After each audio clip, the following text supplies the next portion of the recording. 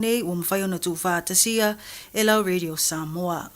E yaini a o ngā olo tua ia i le watu whaasoritu la fono o nisi kola sipi i tamaiti a o ngā mai isi a tunu. Sa le lei ini ta alonga i longa i tutono le a tunu, aena whaapea mai se tasio nā o ngā. Wa mafua lava o na mawasi kola sipi o na uatalia le talo sanga. Ta ua tai o ta longa anisio a onga, ai longa o se whaafita uli ua ta atelele name ta upu. Ana ta ua se ta se sua tusi pole ora ta ile le tiofa wa maloa New Zealand. E yailo na ta tonunga e fōlinga o misi i isi sua tusi le tatau o na mātala e siaki skola sipi. O loo avatu i tamaitia onga mai isi a tonu i le taimi e sue ma siaki aitu langa tau tupe a onga. O le ofisa le sua tusi sili na lato au maia i luma le neifa le tonu. I le lipoti na lo mia i le masino o Februari ma te sema o le tausanga tāluai. O lo au fiai li poti whare tausanga o tupe a onga mai le lua o lua tolu, ma le lua o lua wha. E lua ni a onga o lo whai lua i le nei li poti. Le solia o ia tu la fono i le tutongi umai o pilia nisio tamaiti a onga mai nisio a tunu. E tawala atu i sikola sipi. Ai se manu o lo ta pa le tu la fono e te tau i tamaiti a onga mai isi a tunu on tutongi nisio pili. Mo le saunia ai o pili a onga po tuition. Maalanga oa o ia whale a onga po capital facilities. O le Westlake Boys High School ma Howick College. Lea na whai loa le ofisa o le sua tu sili. O lo o a awhia i le ni mta upu mai i ele tari tonunga o nei a onga o lo i longa i ta alonga i te tonu o le atunu. I le tusi ta i ala mta ngalwenga wa onga mortulanga tau tupe o lo ta uai. E te tau na tatala vanua skola sipi so se tamai titi i le a onga. Se i vanga nā pe a whai e whaatulanga e le ona le skola sipi se trust wha pitoa. O lo ta ua upenga te whailangi le mtanga luenga o tamaiti a onga uma mai isi a tunu. A whaiale au maia i se polkalame na whaamaonia e le mtanga luenga. Le whesui ia o tamaiti a onga po le exchange program o lona winga e te tauna tongi o la tau pili moa o onga ma le whaonga ina o whale a onga mai isi. Ua whaalia le whaanoanua tele a se a inga tonga e iai so la tau tamai titi lua tau sanga le matua. I leo o mai ai o se whai unga mai le ofiso whamelanga inga po le Immigration New Zealand. Le leta li ai o le visa a lea tamai titi e to e whaaua wai o na nofo i tono New Zealand. E ui o lea sa mawhai o na tutongi e le ACC o na tonga fitinga mai ini maitu ngā o lo o awhi ai. O le tamai titi e ngoa ia Jonathan ta e ilo. Na whanau i New Zealand nei ia se tema o le tausanga lua o lo tolu ma sa malosi lava. Ai o le tau sangana so o ai na molimawina ai le awhia o sia alo toto. Wha manu ai lia ai lona whai ai tu lou. Sa avatu le tamaititi fo mai masani bo le general practitioner. Se yo o lava ina whaate tele o na awhianga. Maanga i loa i mero moa. Mo nisi o siaki. O lea na whapena o na ngai atu loa i le whale mai o tamaiti le Starship. I le vaenga o maiti ngā ina po le ICU. Na mana o mi ai le mātai tuina le lei i taimi umo o lea tamaititi. E tele tonga fitinga na whanga solo mo Jonathan, ma sa mawhai o na tutongi uma ele ACC. Fesosoani atu ai fo i le te whatu ora i le langolango ino le talo sanga molo na visa. O na uatu lai mai le mana o mia o na tausia pea o ia i tutono New Zealand e fo mai whaapitoa.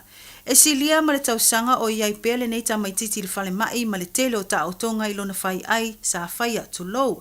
Ma ua wha o ngā foi, se whanga au e whawhanga ai. Leo ua mana o mia ai le tau singa wha wau. Peitai o leo ua sau le tala, ua le talia le tarsanga. Ma o le asoto na nei e umai le au ngā o lona visa. E ui o lea e iai le visa whaingaluenga a ona mātua. Se ia au lia le tau sanga lua o lua valu. Ma o lo le lei fo i le visa anisio na tei. Wha leo le langona wha anua noa tele o le tina o Jonathan. Mana ia ta ua. E silia ma le 5 afeta la New Zealand le tupe ua whaalu e latou a inga i totongi o lo ia. O li poti e mo mia mai le whale mai i nei, whaapeli poti na mana o mia mai le mtanga luengo le soifua malo lo ina i totono tonga. O le tala na tu watu i siti nā. Ona e whai lava sina te le ma le tu ngā te le o mai e wa fiai Jonathan. O lea ua te le ai la le tupe a tangata tongi la fonga New Zealand. O lea alu ai le tausinga o lea tamaititi. Ua to e tasi le wha amoemoe ngā lea a inga. O le whaonga ai lea o le vaenga e ono sutasi o le tūlafono whemalanga inga e whaatanga ai le Immigration New Zealand e tu inatu se visa i se tasi o lea wano whaaso tūlafono i to tono New Zealand. A whaia talia lea visa o na toi whaatūlafono ai lea o le nofua Jonathan i to tono New Zealand. Peitai, e le whaamalosia e le Immigration e ilo le nātalo sanga ma a whai e te ena e le ai se isi malo si anga whaatūlafono e mawhai ai e le ainga o na toi apili se whai unga. O loo talo sia pea tu langa o iai tau mawhainga o loo whaia e sia ainga mō si o lātou tamai titi. Mai tala muli e te ena i tae le Pasifika, si atu ngalunga le malo New Zealand i le whaamatu atu lea o le saoratonga e malanga mai ai tangata Pasifika i New Zealand e au noa mani visa i le manatu whaapea o le amatua sau soli ai tangata Pasifika i tono New Zealand. Pe o le ao ese mai ai fo i le toa tele o tangata mai o lātou watu nuu. Ai le ai ni se no foi atia e le tamau ai ngā watu nuu o le Pasifika. I se whaatanoanga a le Pacific Media Network, po le PMN ma le afionga le komisina maolunga o Samoa i Wellington a whamsanga whaamatala upu to ele foa. Na tā ua ia whamsanga, o lo langolango ina ato atua e le whainga māloa Samoa le nei whaama ite, ua taula mua i le afionga ia anai, ma i lato umo le komite le Pacific Justice ma tangata umo lo langolango iai. O le atunga lunga New Zealand na whaapea mai a whamsanga e le sa o le nā manatu o a inga o le Pasifika e ese fo i lātou. Paulo lātou mana onga ia whaafai ngō whir whainga malanga mai a siasi i a inga i New Zealand ai meise i taimi oni whaalavlave tu la i whaafua sei. Ai o le anganga lava ia o tangata Pasifika e toi fo i lava i o lātou wātu nuu. E pei o Samoa e fia malanga mai e tāwhawhao maasi a inga ai o lo o tele o lātou tiu te mamatāwhai o i awhio anga i Samoa e tā ua ia i lātou ma e toi foi e whaatino.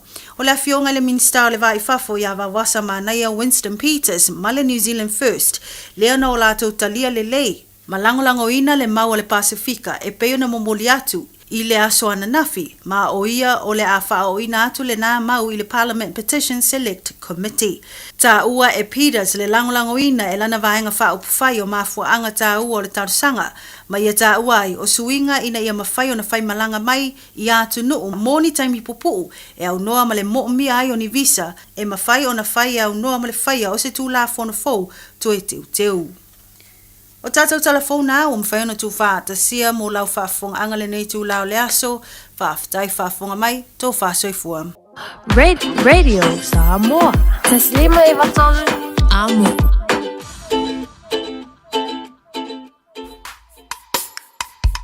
Ualolongo.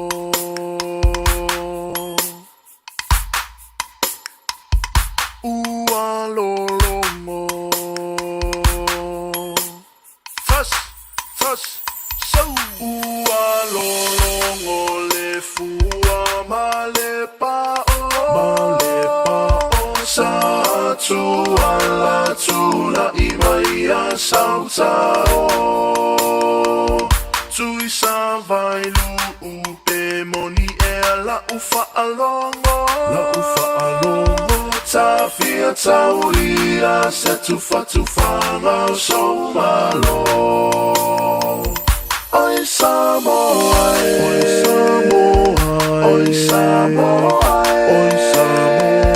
e pea ea, sa ufa a fofo ngai, so a fia malie, isi a ui tulamie, ua e masani, ile ai ni usamie.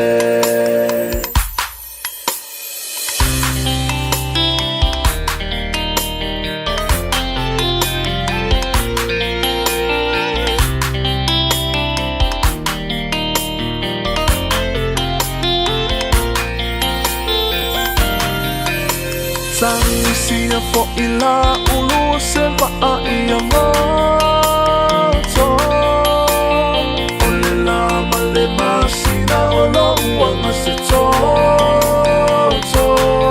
olo upale uale so ua matu sia la ufa asalo ele fai so ulo to ae aloita ile fa alongo Auewe tali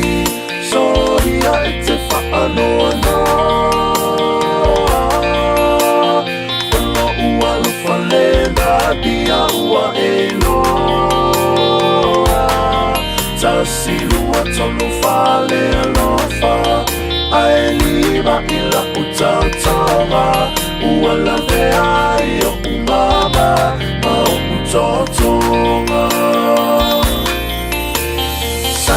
sau iyo tau ta eva le i o peta tenu nofo ile mali e o si o loto awale i e toema salo fua pe te tali tonu pe ata sola i maunga pe te tali tonu pe ata sola i maunga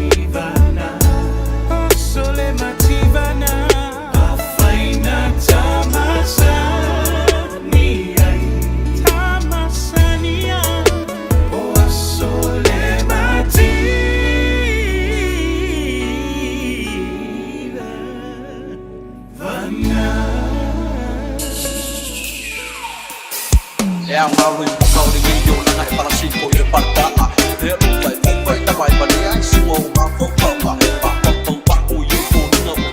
sabata se fa di mania ya batu noi pata se mampu dia no pai dia ni yo langa dei ke yo langa mo wa I mau sama tangata and all the force kan ba ku ke bele ilo wanga pa mai ya ma we no fele ha ilo wanga hey hey they only you feel to pull utino wa o mate ia ina lau tu alilo yeah ne I efa apea funa ua oiso le aina o fa atali ile vai se imanino ke lafu ala batama se ungongo epo ua fo I aele polango e asa ole faiva ale asa le masalo wala valia le fa fetai mo le fa alo alo yeah yeah o anga lava nei o mafutanga esa o ai hulanga tupulanga e uma o teie o fo itama o mea lilo fo irualia ina uma ile ala Parwata young since there you go full time vidaranga only because we look forward ya love future una best up at me I love future and okay now you go you meet pathways now for sure take a man you like him yeah me too ba move on yeah wishing you all the best me wishing you all the best yeah oh anga lava nei oh mafutanga esa oh ai hulanga tupulanga e uma o teie oh fo itama o mea lilo fo irualia ina uma ile ala ooh yeah tele o aso tele fo itau sanga o mai tau pe asunga wanga yeah se mulinga fo I le tene ale se fi ole ata e faiolo fa apa pomua olo se ifanga te fa amawalunga e te fai tala te va ai mawala lolo fa atauva tau no ai le upu do not judge the book by its cover susu ema e fai tau ia e malama yeah yeah o anga lava nei o mafutanga esa o ai hulanga tupulanga e uma o teie o fo itama o mea lilo fo irualia ina uma ile ala o anga lava nei o mafutanga esa o ai hulanga tupulanga e uma o teie o fo itama o mea lilo fo irualia ina uma ile ala All I hear is Radio Samoa, Radio Samoa, Radio Samoa. Tasilima ivatolu amo. Radio Samoa, kasilima ivakolu amo.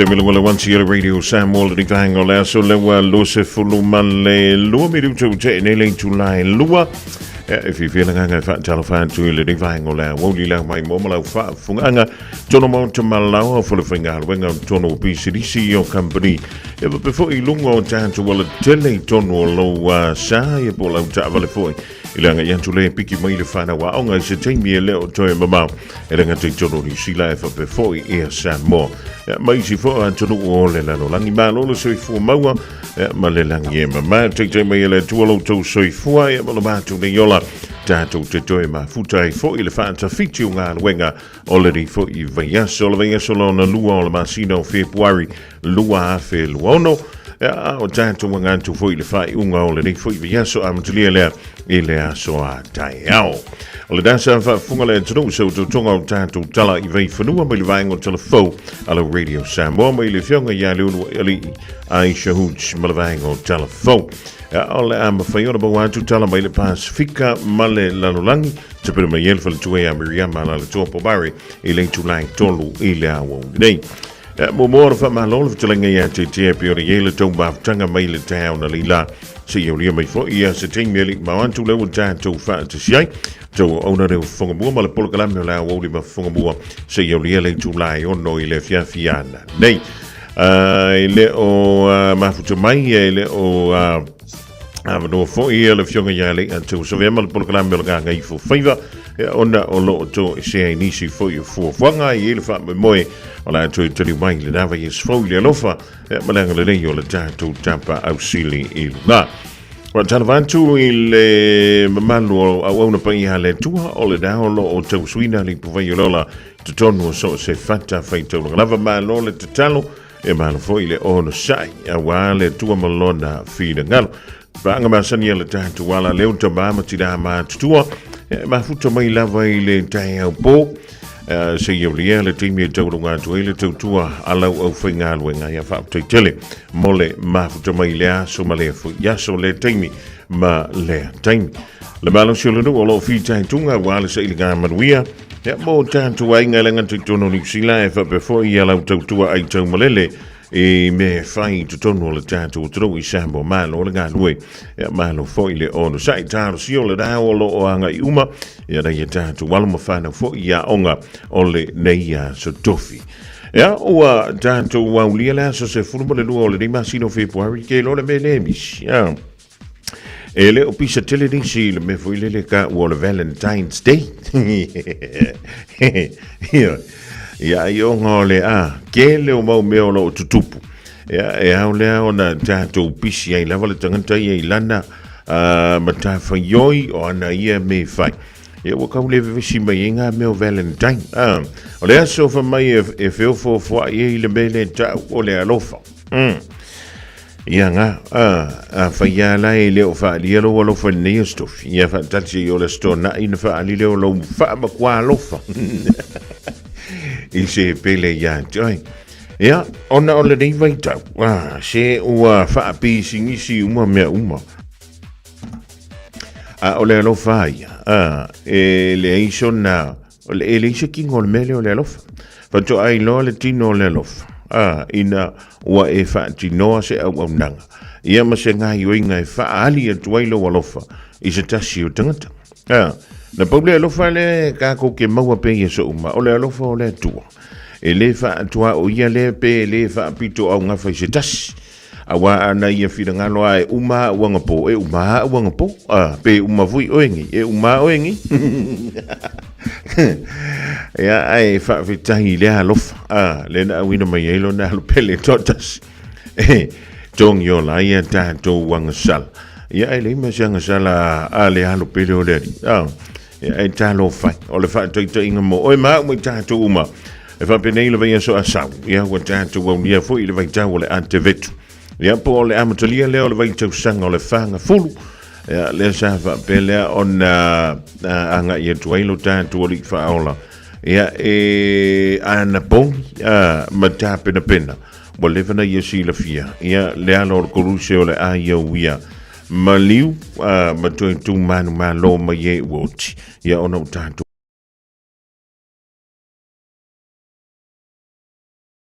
AJ Famo before ia miu musa mala ainga le mau tome le ia Aoauli faafoutan yelu before ia Selina Siosi mala ainga le mau tome le vainga le Aoauli ile tutua le nei le radio Samoa tasi lima iva tolu mo I lo tanto tulu I Samoa Tarafantu le oranga le Famo tasi ono tasi male tasi pe ona mafu tome ini si le malu o lo tanto tulu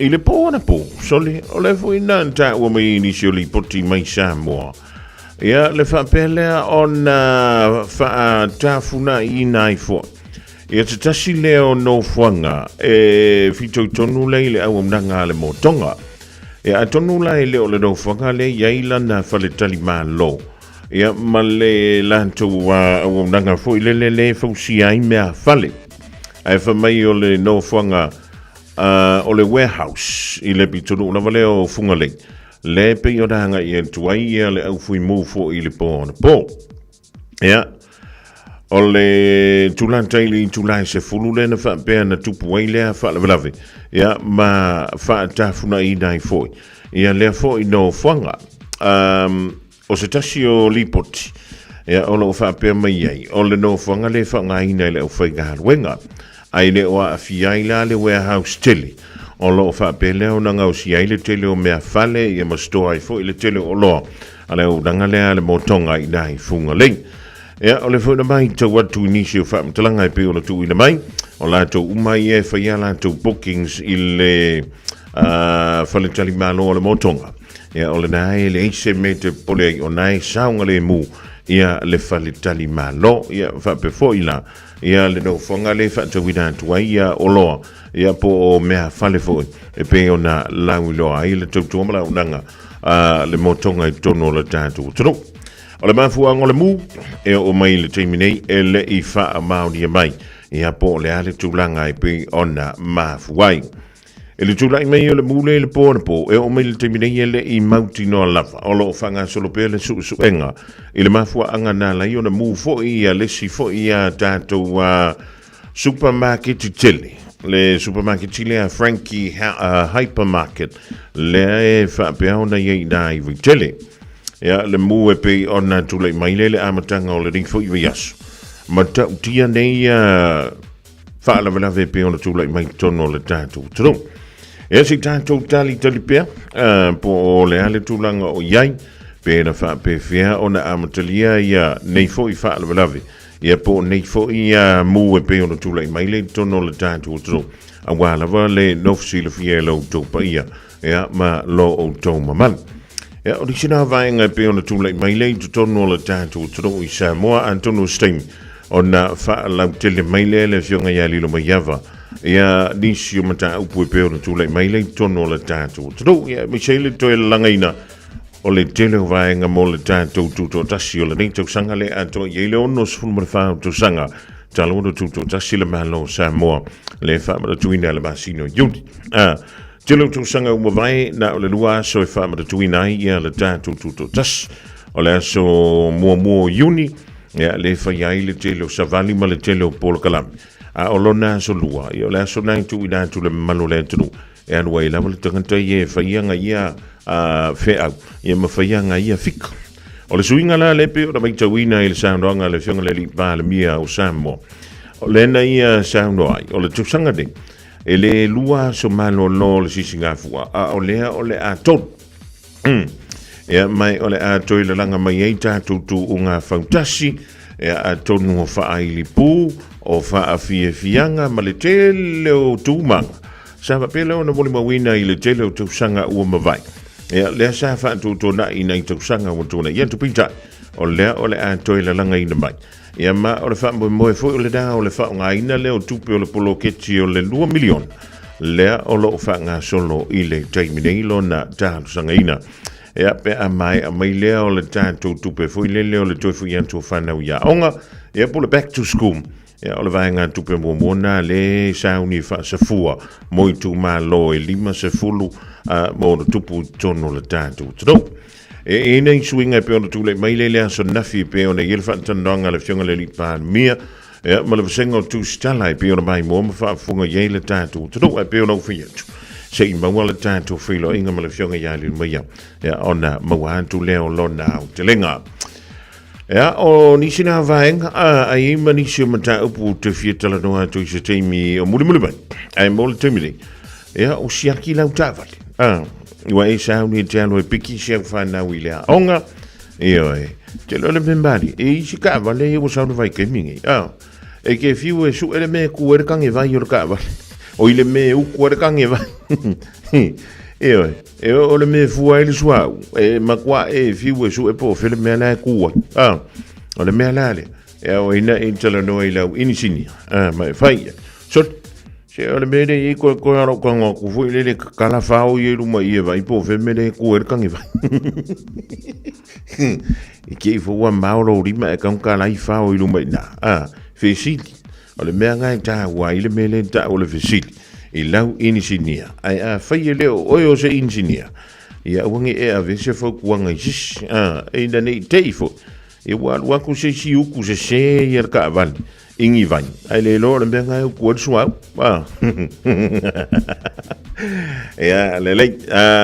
Talo vantu ya si vale pasisa. Mara ingale ma tu vena i Long Beach, California, America pa uto i mino. Ma paki piva e ma tu lu fuala au Julius Lofi. Ma poi si uso ya muripola Wayne Lamps. Alofa tele atu sto ino sola. Ja, po le sungai asau. Pa manato tu pe seu tama. Awale mai, awale matamuli inu ana fuala au.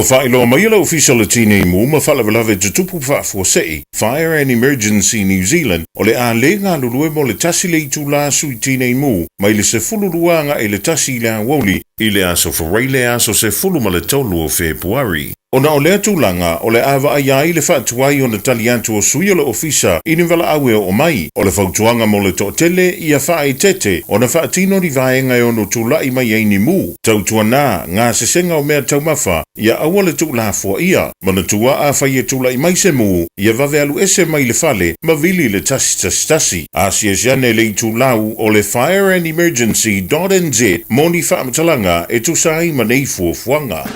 Sunga o whenga whakao e lo kawa le fō maunga Max Ila. Senga o ka amilo e au kilangi. Mo koe fwoi mai lawa i o tara i le Tire World and Auto Limited. Lea e mau aiso skoi ngā meg ma pau kawa. A one me Pico City. E ngā le lua lima ka alalwa ia so le kokongi. Le Tire World and Auto Limited e te mau ai ta avale ma pau tau ngofie ia New Zealand antoa. Mo fo ise ti mag wheels mo so se tu ai ngā ta avale ma le telo isi au unanga. Warren Up Fitness i le na o le se fulu tala pia i wha i lo i eina e wha afafonga le Radio Samoa i nei wha abitoa. Talia wins quotes, cue cards, maisi. Walau le Tire World and Auto Limited i le lua fitu tasi tolu o mo pau ta avale. Po le lua fitu wha tolu lua o mo le whale inisinia. Matau te whaia ni fo aroi le aso lava e te fio mai ai i le Shine Dental. Ai e ia inga whaapitoa. Matau te salia le Afterpay, Zip, cue cards, whaapea wins quotes i le Shine Dental. E whaia fua whaatalanoanga ma le ACC i le Shine Dental. Le aise tongi mo whanau i le bao le se furulua i le se furuwalu tusanga i le Shine Dental. Talano mai le tongi no le whainga o nifo i whaonga ai le Zip, Smile Now, Pay Later. Le aise tului i le Shine Dental. A fio mai le 575 Great South Road manukau pe bala au le lua fitu ono fafa. Lua fitu ono fafa mo le Shine Dental.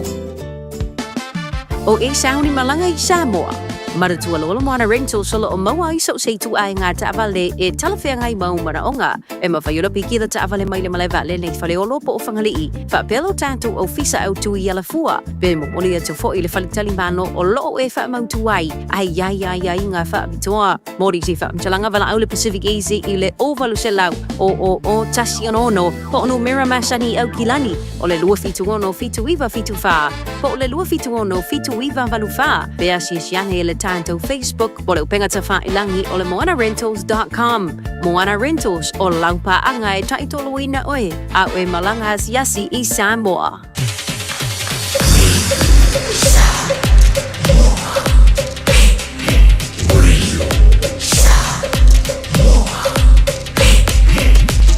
Tasilimo i votu, amo. O le wā tue lu se fulu minuta na tale o le Julai tolu i le rivaingo le Aoauli tāpsi o le dawa e sauni e bo le dafua e tulanta pe wa e taunu ua maua sang paka i se mea paulo whiona e whaatatali fo le timi tu waia onga a le whanau le rivai tau o e mara tuai le na o le tuska pakana ua whiwhiwa i le vai timi le e kakusia kako sala mo tātu i e pakasi Misia tātu i e pakailungo lenga samsamba wile le vasi e lengan tei leo tātu na e o aku pakailungo le mokia pe e mai lau tala ua wha se lau lima se lau tau sanga o e moanga le mokia ngai luma i fo lau maunta po lau lau e manino le le tula fono o le vaenga na o le lau ile e pulea e le council Ianga, o le mena le avantua le fautuanga. Awai te vavena e maki le kele. Awai te vavena e oso ilunga le fuolo FIFA. Ia wa tanto wolo e fa marino le tulafono. Ia langa, peke fai maianga e moanga ngafiko e moangi. Ia mali lo fidanga. O le fanua na o le fangua le council. O le mea langa. E le mawhai inga e la kue pulea o ilunga inga. Ia e fo inisi pitaru. Ia hoa Masani ala tu i le pakau tāwale lungo le mena o le mutia. Ia i ono le o tui nao tāwale. Wa o le sina suinga la wa iai a tātou pūlenga i au kila ni nei. A misia pūlenga i o whemalanga inga ma le pūlenga nua au kila. Ua iai mo meo tāwale. O na ua whehoa iai le au whaingaruenga. E tau leo uane mea pueata. O na ua umana wha pi iai mea pueata i tonu. E la malama i mo meo kanga kapaka se. Lono winga. A se lau paka. Ia mi se vui pe a ova minute o lau paka. I le ka paka. E le te tauna ova i pe umi lau paka.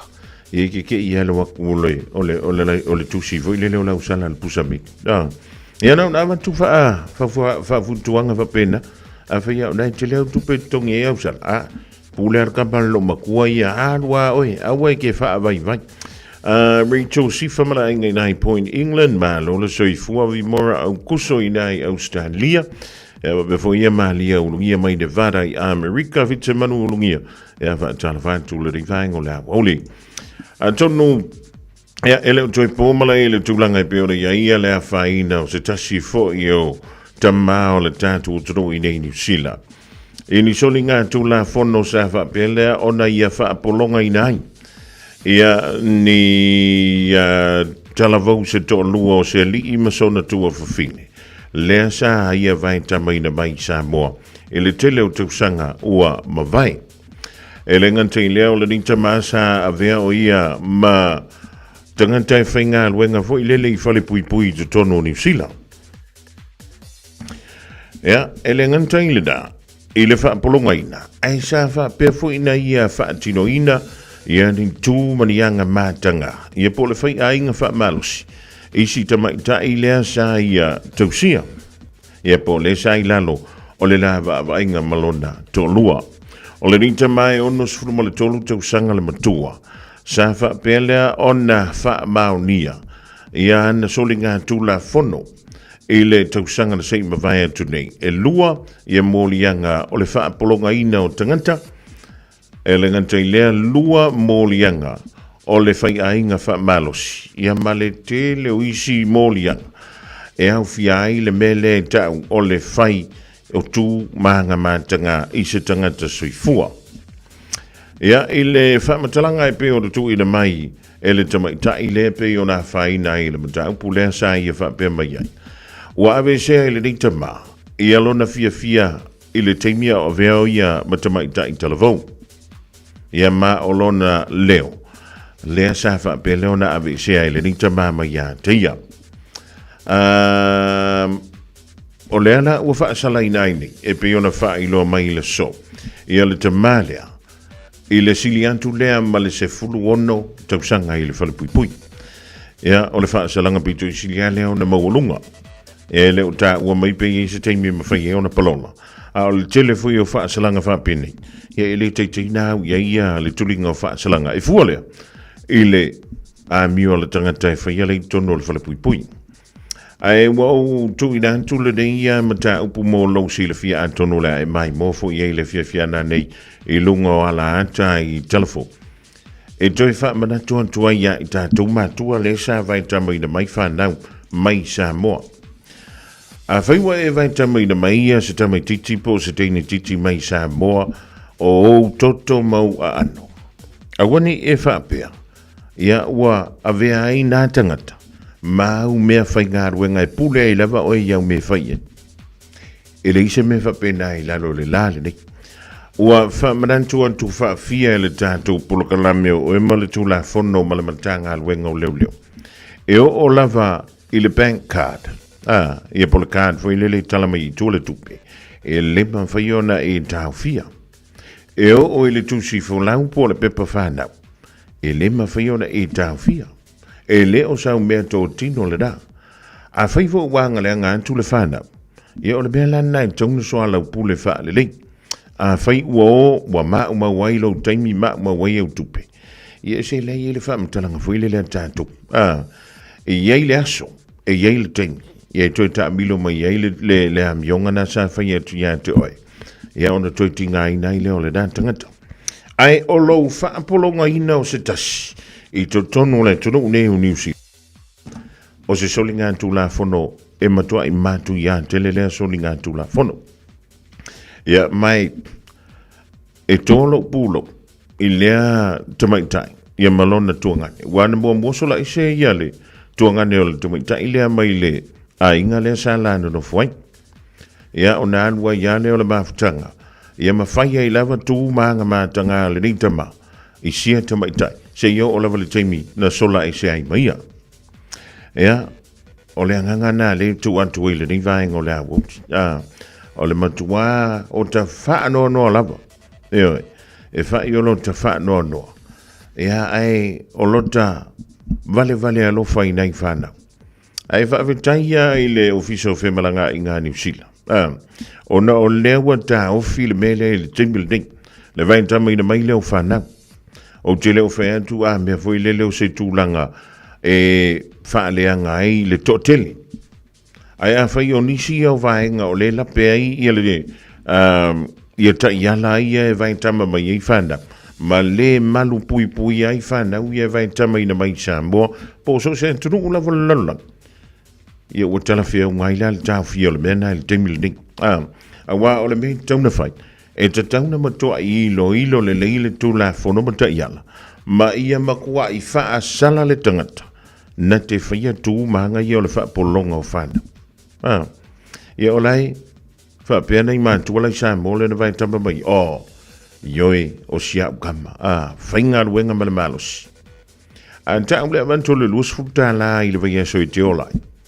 E o ia wele mwhingo ka ona se luas fuka la le vai aso. Pe a whai o le te whinga ruenga i le ono sfuluanga i le fitu, se fulu pe valu sfulu i tū la. O le vai aso. Ioi. Io whingi me valea wha pe ngai la le la ngai ti ngai na le tangantai whinga ruenga e ave na luas futa la. Ai whai e iau si kai li langa tustupe. Uma le da wa fa ngale ma losi fa ngale tupe ai toi fai ye matu maanga matanga ia ina fa pele ma fo tama ele kai nga fai se kala wa le mele na fa fefe o le toi ti poti i Samoa ia o le fa fefe le na o le fa mata o le da le sa fa ye nei fa na e ke ula vale lo ma e ka kala ma e pisa o le koe ki poki o i Samoa, pe o le avi oi. I le ofiso whemalanga inga, pe avi oi le ofiso le leo. I oi. A whai o e whaafunga mai le rivaengo le Aoauli a o le ke la vea i le melea o oe se tupulanga tala vau o oe se tangata na vaita mai na mai Samoa. Whai ia i avi oi leo leo. A leo le da, tango loe vili leo leo. Vili sa o a leo leo, pe te alu se ofiso leo leo. I oi. A wanga nga papa ia la mta upule o ile ofisa leo maua male afurga ka ngai fia le mena o se me pito i silio na fa no ai o le matua o tausanga o le soifua o le sanga lue i tutono le nga luenga fa fale pui o le avantu i tanganta o le soli tu lafon a le piko sili o nga soli ia le tu lafon o le a fa fefela ona e alu e wha malu kula fongo ma wha sala i lantou i to tonu whale pui. A le solo mua kia o enga soli kula fongo.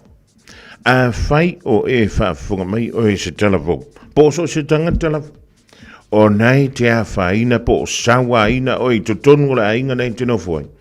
Vala au le ofiso leo. A to e wha fefe antu o e le wha fo i Samoa. Ona e whaile ye. Yo e wha mo le wha fo i aka ika. Wha fo i ngeia. E le ngata i le sawaina i upumatala. Ai a whai o nei sawaina o i le tāma le sasa. Vala au le ofiso leo. Eoi, vala au pe sola anu i le ofiso leo. O ina, o le a mawai maleton. O tanganta i la tu te whiani tu maanga matanga. Talo whai nei whana. Talo whai i le lumana i ona i a inga lea na tu ua i Samoa. Ai malanga mai tu tono o New Zealand. E ala na wha umila utala. O nei ti ngalo taloto. O tātou tangata whiwhana. Mau te whai entu la utala i tele mau nofo pe a whalongo atu. Hui lele o lai loke mai se sila whana. Ai pangalea. Ua au mai e le wha tuanga o a inga i Samoa. Ia ale? Luas funtala e o lai le vaiaso, whai ngā ruenga i le vāo le ono se fulu ma le valu se fulu i tū la, o le vaiaso. Ai ave inga luas fukala. O longo winga ni o le mafofo o eri o le hane, o lea. O le pepa sai mingi le kai au a uri e fiofi. Sole. O kai. Ia ai se inga kai fo i la le whao ngā ina o le tupi. Ma wha a fefe ki poki. A o le mele a umanga wha ngā le kupe, ai koe whai iei matu ma ngā mātanga. Sfulu ma le ono mo do tupu tausanga. le ua whaasala i nai nei. Ia le tama. Ia talo sia. A whaio nei te whaafunga mai olo e whaia le nā mei tonu o lo wai. Wha mole mole. I haraki mea mawai oi. Ai a whaifo nei te whaafunga mai. O lea e te a whaina i le tūlanga lea. Alu se ofisa leo leo. Ngā o ngā maua o lo noa. E alu lo se ofisa o leo leo. Ioi. Awa lava ni e tue whaata. Awai, o le kau whaafewhenga whakuia ki oi. E lei ma se mea o le a rangi poki fua oi. A whai o nei te sa. E lei se mea o le a e polei fua. A whai e se se te tali tonu ina le tau whale whainga aruenga. Ka au i ene mea ngai kupu ia ki oi. Ioi. A o le mea vave lava. Vili le ofisa o leo leo. Ia o na mawai lo leo tonu tangata whape. O kangakai. E makwale a o ngā i ngiu sila. Na pauare mea o ngai, o le ave makua koe ka muka leile mawhauwhau. E ma ave i Samoa, voi lele whaangofongofo i Samoa. Ia pe ave se moku kufua, voi lele whaangofongofo ai. Se ia koa se lima kausanga. Ia un koe si aki le po amai. Ie ma le o futino, le aini o na se vai. E fōli na mai o lo tausa, ili sina tupe mo sana mea ai. Oi se talofa, isi nei alu toto. E ai ni o na uo, lei loa fo iso na inga. Tau tua na matua mai lei o le whanau. O le manui a le na, mo aso asau. Se ainga o la fia fia, o le alofa uangi angia. O le tofi mai le atua o le whanau.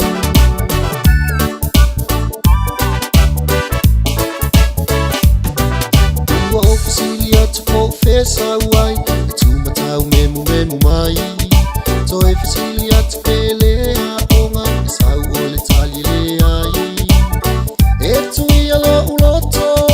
Pe afa a pe a whenei. Le nei tei nei titi. Wale ai sona lumanai. Tau tua na matua mai lei o le whanau. O le manui a le na, mo aso asau. Se ainga o la fia fia, o le alofa uangi angia. O le tofi mai le atua o le whanau.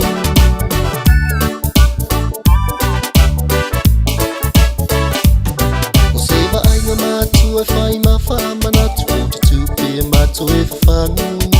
O lo o tupe a lava i asa whai so, e ofo ai pea o le loto. Vai lau whanau, le o lo na mai le atua. Loulu mana i le na, ini aso o lo o mua mua. Tau tua na matua mai le o le whanau. Manui a le na, mo aso asau. Se ainga o la fia fia, o le alofa uangi angia. O le tofi mai le atua o le whanau.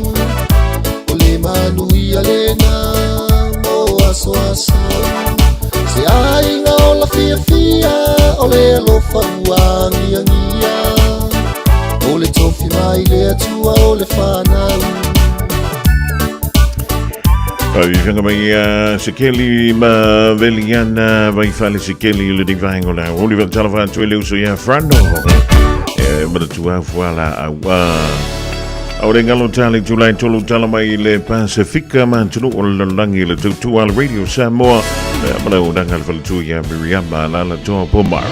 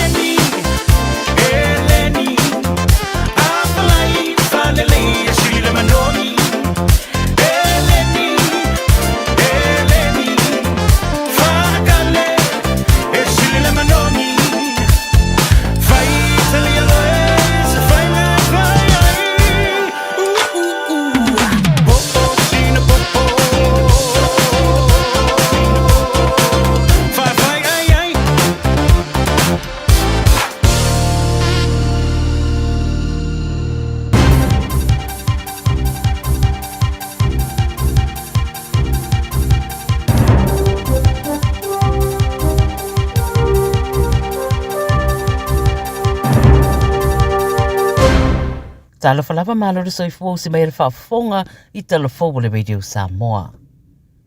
O whata ia tangata se taulanga tū maunga I Kanata, ina utura mai se whaalawlawe lo lātou whaitu le vasanei, wa nga ia nei se tangata whaupenga ina mawhasioti, ai titi mai peto o valu o tangata.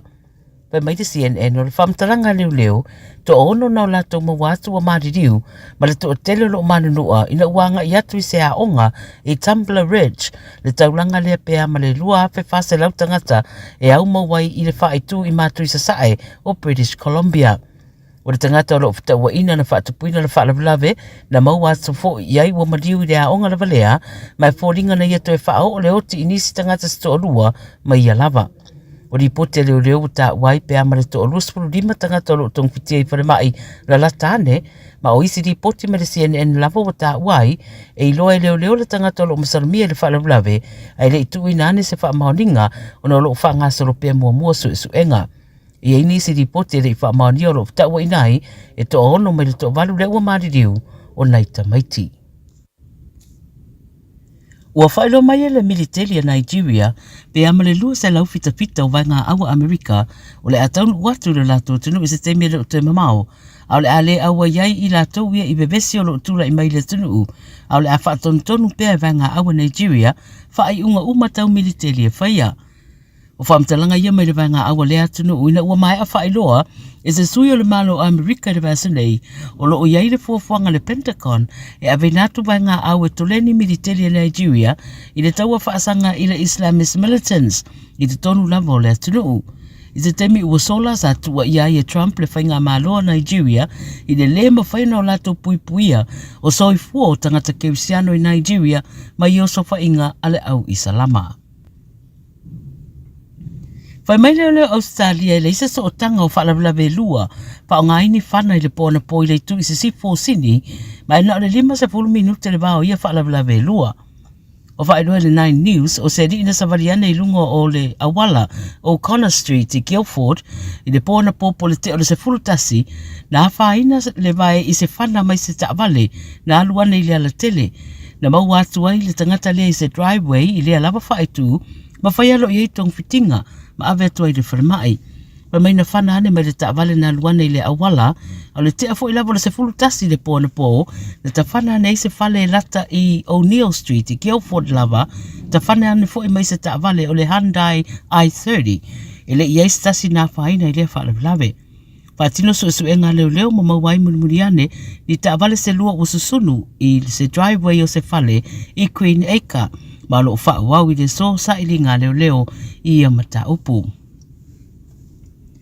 E whasa folo tolu tau sanga o se tangata anu o Samoa e umia sa tuswalau New Zealand o li potia na tau fia ia pia ina ua whetaua ina le maua iai o le iwa se fulu kalama o le marijuana ma isi mea e whao ngai whala au e peo na tau e ripoti a le Radio New Zealand.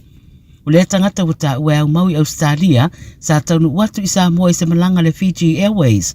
O whaeroa na tanga luenga o tiute, o le avinato whala au whaasaina matulanga i mea e whao ngai nai, e matua i whaasai le atunuu, ma e mamafa o na whaasalanga i le tula whono. O lato whaamanatu foi, o lo una ia tangata malanga atu i le atunuu ia whaairoa uma o loa, o loo ave atu, e meise ia whaamasani i tula whono, e whaatatau i o loa avinato i Samoa, a o le i whai malanga atu. Talamunumuni mai tonga, ua whaia nei na matanga luenga o soifua malolo i nā tonga se sā i le nuu o hofoa o na ole mata upa e whaatatau i ngasa ngasa o le whiwatai foi. Pamatala e le ofisa siri o le matanga luenga i le Radio New Zealand o iei se to tolu na afia o toe malolosi ma ele o tele ni lamatianga i le pepesi o le whaamai ini a inga se lua na afia o lātou tangata. Peitai o le whainga masani lea tau le puipuinga e au lava o na iei ni whaatapulaa e whaatulanga ia mautinoa e le whaatatele ai le whaafitauli. O le sāla ua whaamamalu nei ua whaasaile toi whaasoaina o tau mafa e meise lava i whaipoiponga mamaliu. Whautuaina ia tau fia fo ina toi whaia whaatasi o mea tau sami ma ua whaatulanga ia sāwhato a whaamuta i le whaai unga o mati. Tala nala Radio Samoa mo lau whaafonga mai le nei fo iaso manuia ka luega o whenga ia i whaasoifua ia.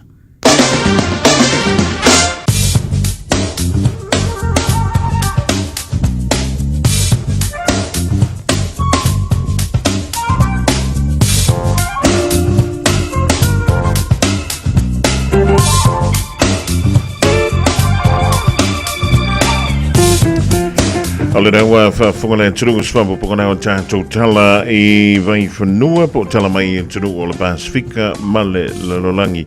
Le ringfo i vai ngola Aoauli pe ora funga dātu lea e miriama la toa pomare. Ala whapea nei toi whafunga i tātou tala ia e tala i tu lai wha i lea fiafi nei. Whamalo atu i mātua le nanga i atu e piki le whanawa onga tala futa waiti. Mai au tau ea mai lea onga. I le rei fo iaso sa e anu lea onga. E pole nasa e no fole rei le whale karu weilo moe umi. Ia wale ngana vea koe moe. Whai mea onga. Ai loke so o ngā kere fong ia. Ia wha malo huspa wele ia lu isel tukta wale mali lotoa o lea onga. Melo official va ai tau i le nei vai ngole Aoauli e ono iei na iwanga i le anga iantu leile a fiafiana nei i tau whātau tau savili o le angi mai lea mai le tu i sasai. O le vevela o le somo au kilani lus fulu ma le fitu tikeri oka e vevela fo i le po ana nei lus fulu ma le tasi tikeri le whamai o le ai le banu o tātou nei au kilani i le po ana nei. O le angoto le la i le luase fululua miru te ai le valu i le poana nei. O le venga mo le asoan tai au e o soane le la i le toi se fululua miru te i le tulai fitu i le tai au. O le ai taimi o le a plasi e te munga mai ma mawhai nisi o fuanga sa wila mawhai tili e ala whapela o na i mti munga mafa mai taimi o le Aouli a tai au. Savili o le angi mai le tu i mātu i sasai. Talawhātua i le rivahengo le aso i a inga wo mai masani Samoa. Malo la vale o sai malo fo il fa malo losi e giute manga wenga i le rivahengo le aso. Ioi. Malo la vale fa malo losi. Malo voi le fa longo tinga. Alwenga i le ritimi Samoa whamaia le ofisa o le dha ai tau o lo whapele o na Aoauli le rivahengo le Aouli Samoa o le vela maulunga lo ie le teminei e lusfulu ma le valu tikeri e malo iaia wila ma whai tili atoa i fwoi mtimunga i le rivahenga o le Aouli Samoa o le anga iantu le poa na nei o le mai tawina o le Aoa mai ono to uluwa vasalo ai timu e nisio no fuanga i tutonu o lo tātou whaasiramanga i Samoa. O winga na o le tau le rivahenga o le Aouli ia toi fwoi malanga iantu le poa na nei malea so antao mo au kilani ma Samoa. Radio Samoa tasilima i batolu amo. Radio Samoa tasilima i batolu amo.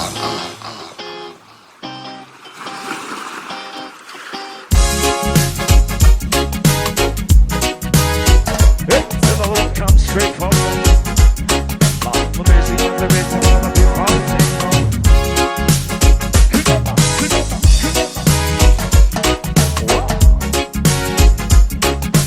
sing for the music and the sun goes down.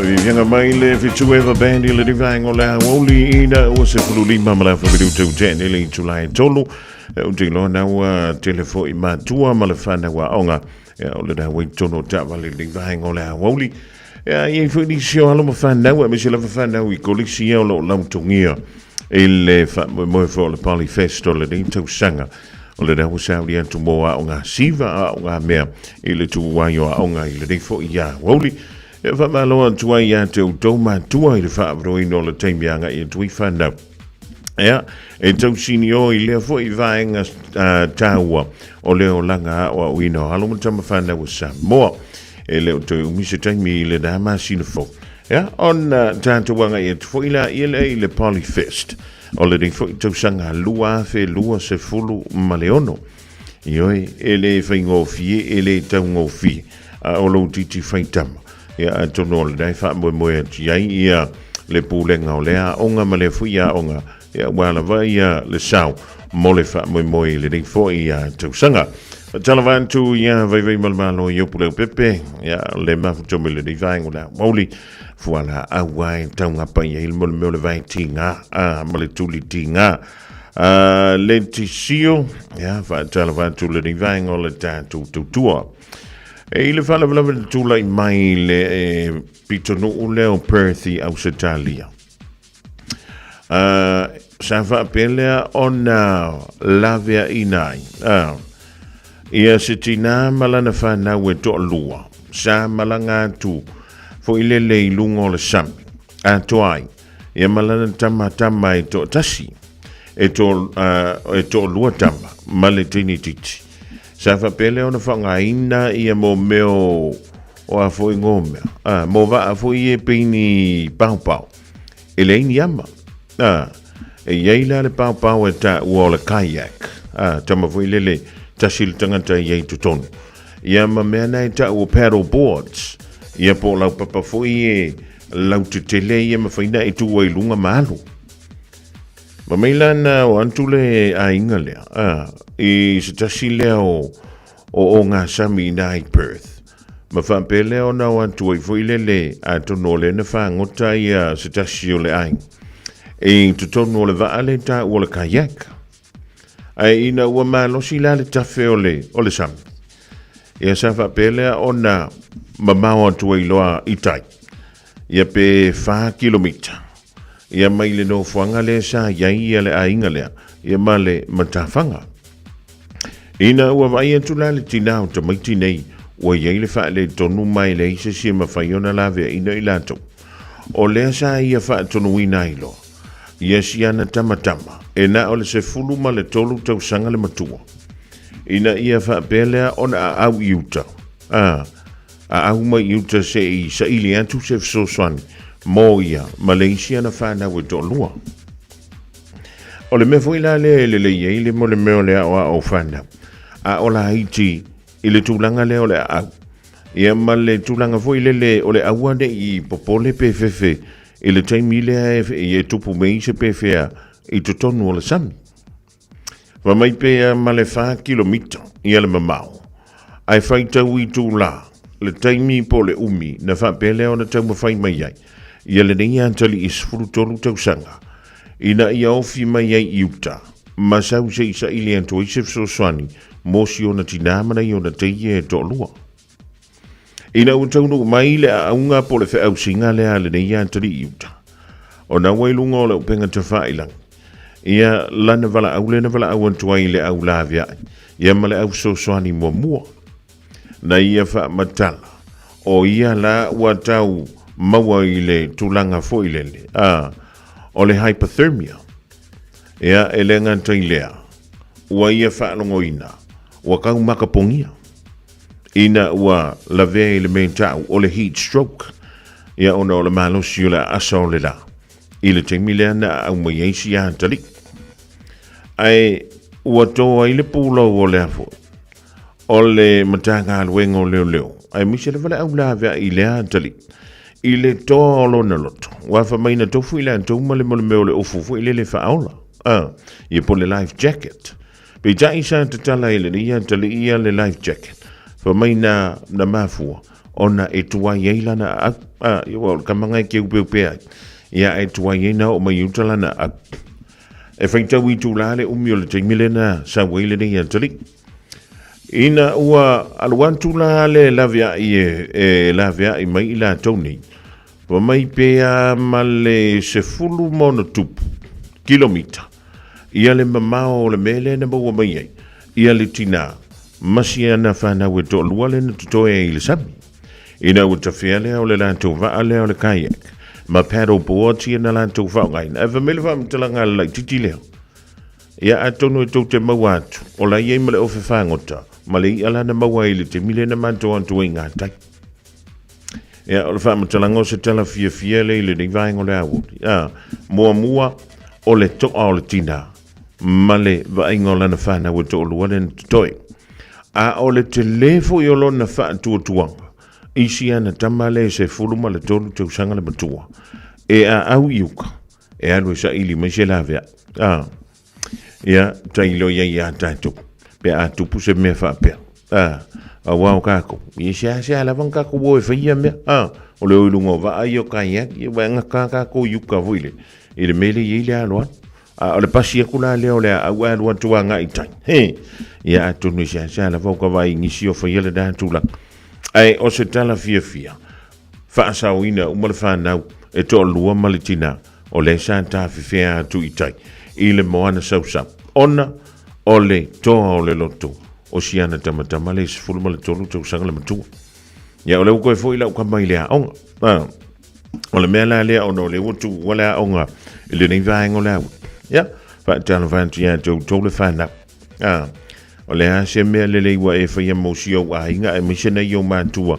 i le na tau sanga wa tuana ia tupo le nei foi tau sanga ia pe o le fiu e vala au a nga lo wa kwa le fare kia ile ako loka mai le poku aluro i lungo le telefon io ia nga tango e fa se me fia i lo tama fia i lo tina ya oi ile nei tau sanga ke le fa ko ke o le san ia nga e kam faile la vea i le tau ainga no o le fingo fia tango voila ia le ai tapena lo putu ai tau nu atu le fale alu e ta la o le lapis alu e toso mai le tau pini voile le lapis avi tu o le fale pe a fai tu ai lu mo le awala tele tango e tapena tau potu malo lo kango e fa ake isi o kinga ile alu aku e failang kukang ile viafi o lawa e kuma ye wa uma le leanga solo uma malesink ia nga e soswani le faila na kuka be o la tamale na soswani ilona ainga e la vea ina ila to fa jalavati amerita vaipu ia maruianga alwenga fenga ye yo sefa siosi ya mala kwa mo mala casket rap ile ringa la woli tala la faele ya ma lofa telema mai na ile afia anga for stop tanto uma o le malanga mai ngā luenga wha wai taimi mai Samoa i New Zealand po Australia o a mai ngā luenga o lo whenga i au tau o lana kei muli ngai koe karangoa ia mami makamaiki ia po o tati foi makamaiki Samoa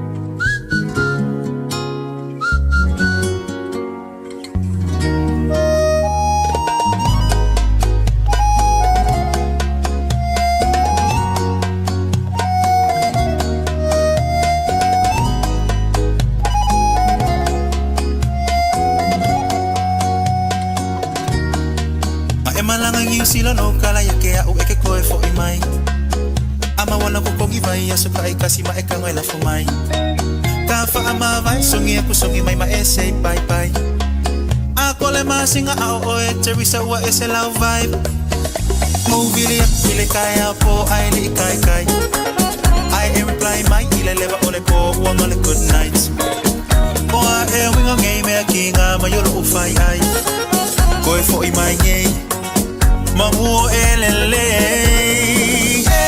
kai faingaka ue mama wakulava okay walelela I don't know I say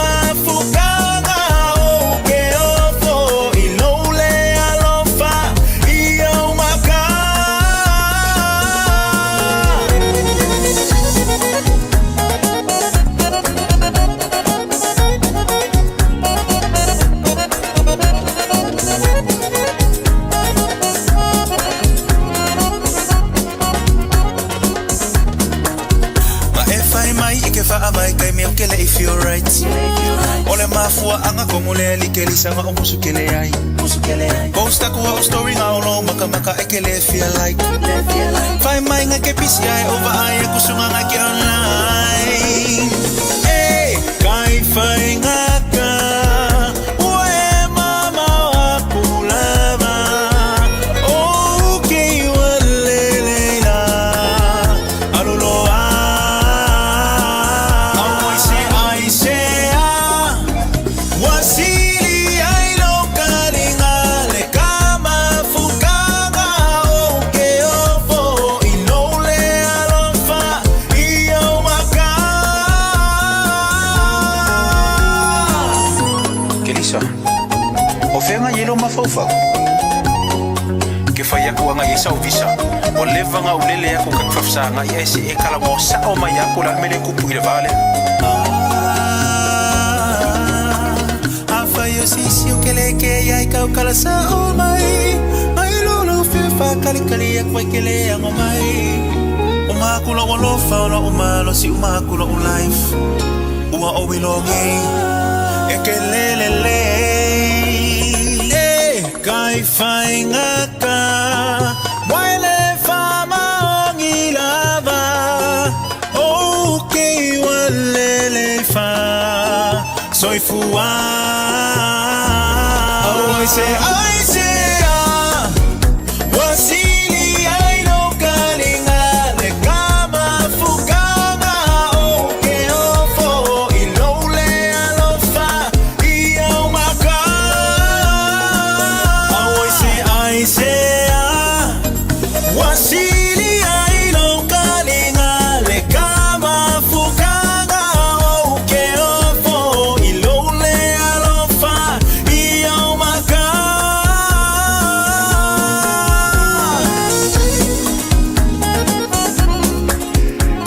Vivianga by Romeo Sabbath. Telephone to him, Fat Malo to Yailan to me, and Malanga wing of by Tammy. Il day to do, you have before you out to Talia. So, one week I to Philo. Yeah, but the two of I will also let it for my pasa. A kangar can ye a will look kitty, I will put so on a vala out there. Yeah. Feel my fairly cool of running. You still shine more where my money. No matter where you go, no matter where you are. Oil shine more. Not only that.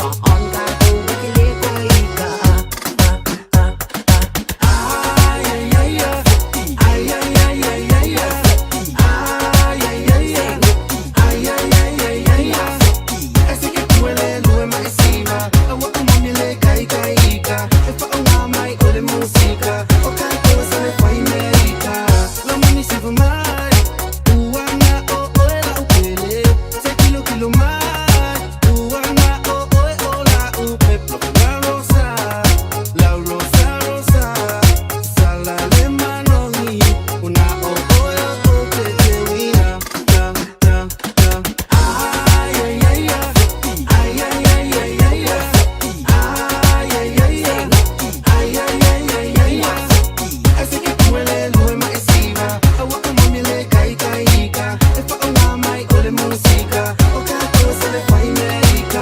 E can see what mama. No solo here tell to na. Tell see what for fua. Olo o si wa to for yo tua. I will have a day eva de vande. Fatali malitata vale. Ole ole ole fai le coloca o manero e fialo le panola.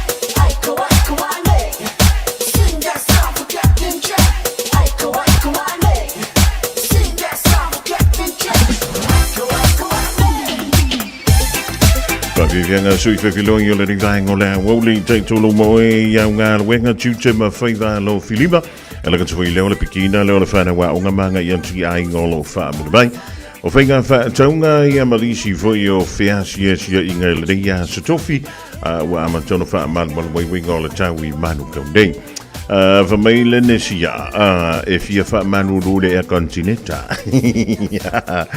ia lena o le mea ngang fai kurko inga maloma kua ia sola lene awe kia lu foi o le pile ngā mapule fai e manole au solo manole ngā lue seline siosi male ainga tail mafu topai nai o tarai le rifai ngō le Aoauli o le wotoi sfulu wanu male afa miru tona tale o le tulai fafa malulu antu i le le pa umai o le fionga ia li lo mai ava o na unisi o tulanga le maa lo fia ma le tutua noa le rifo ia Aoauli Ja, ule mfio na mo sta to filo. Inga ja ai lees me o jy lo to ma volle daar weer spoile lofa. Ja, malanga le le yo le to tampa auxili. Nga.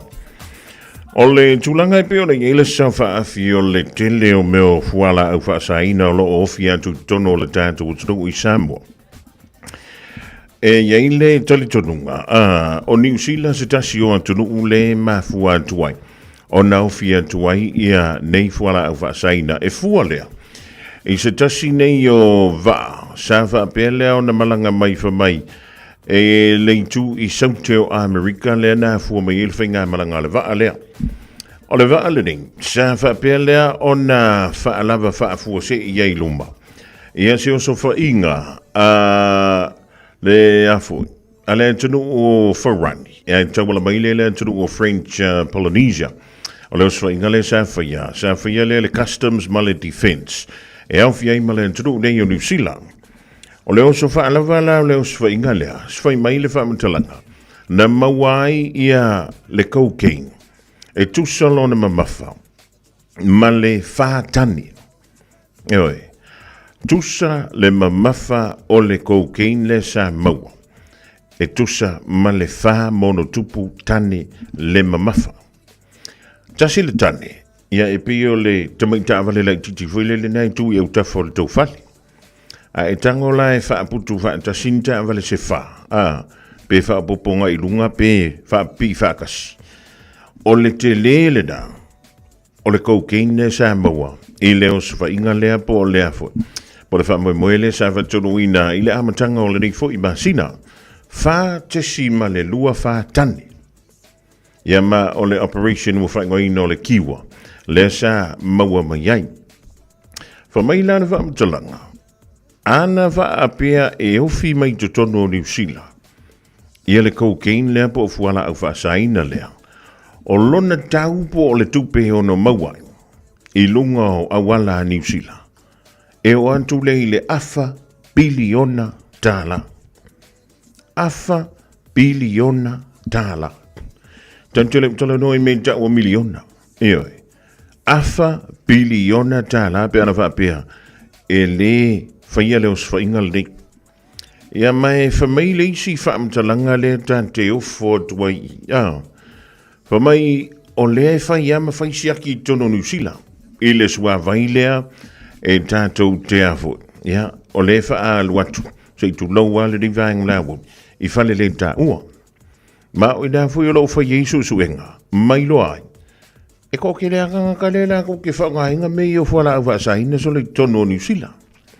Ea mai whamaila le whamatalanga o le sapalai lea na maua. E mawhai o na whaonga ina. Mai e ka avili e le sapalai to tono o New Zealand. Mo le iwa tausanga. O mai o le sapalai lea o le cocaine. E mawhai o nga supply ai le iwa tausanga. I to tono o New Zealand nei. So le ka whiwhi. I le makau ki a le meu te whantuai. O le o le mesa walewa. E le o wala o loa la po ala. A o kamakau fio lolo po o kamakau la iki fo i. E tau la po ala i titi atu lava. I va a i e maa sanina so sola mai ei tangata sulfa. Ia mai le tele o anturu o le lalang. Ia o va ana leo mai o mai a maa ngoko le va. Mai mauna soifua. A o va ala i o te va i atu i lunga i sole. O le makwa makau kia. Ea mai talua i nei lawa. O le fu ina mawai ia nisi nei o whala au whaasaina. I nisi o anto monto le anturu o fiti. Ea wai pe o le tūlanga nā leie. Sau mai South America le supply. Ea o na sau lola ia lea mua mai nge New Zealand. A le mawala i nge New Zealand. O longa winga. Ua whaasolo antuloa ngai Australia. Ia o i nei lai New Zealand lewa meile manantu o le vaenga leo lo ngā lue i meni. O i, o lea e pe i e tufa antu ai loa. A ngā i antu nuu, mātu motu o le Pasifika. Lea o fiai fiti, Samoa, Tonga. Ia maisi antu nuu. Te kako wha au kala i e le makau kia o le mere i. O le me fui e mari e i meia. Wha mai e le morimang. Wha a pe e maua. Ia se tasi nei o wa. Masalo pe se furu mon kupu si va ala ka milo solo mai ku. Te ka ko fa u kara i ma ka ki ora me. Ai mai ma ue. Pe ana fa apea. O nei mea. E fo ini ngasi. Mai ma ue pe ana fa apea. O ngei fuala au. E mawai se tūlanga e feso soani le soi fuamalo ino tangata. A whaila o le taulea taua whaile na iaia o loaring. E afa piliona tala. E masalo pe fiangi pilionga. Pe ana wha apea e whaantawina ma wha o ngāe tangata. Pe fiangi pilionga e koe kau konga whikia. Ia ma whau ma soi fuamalo ino i lato. E wha o ngāe na ia mea. Ewe. E ale da.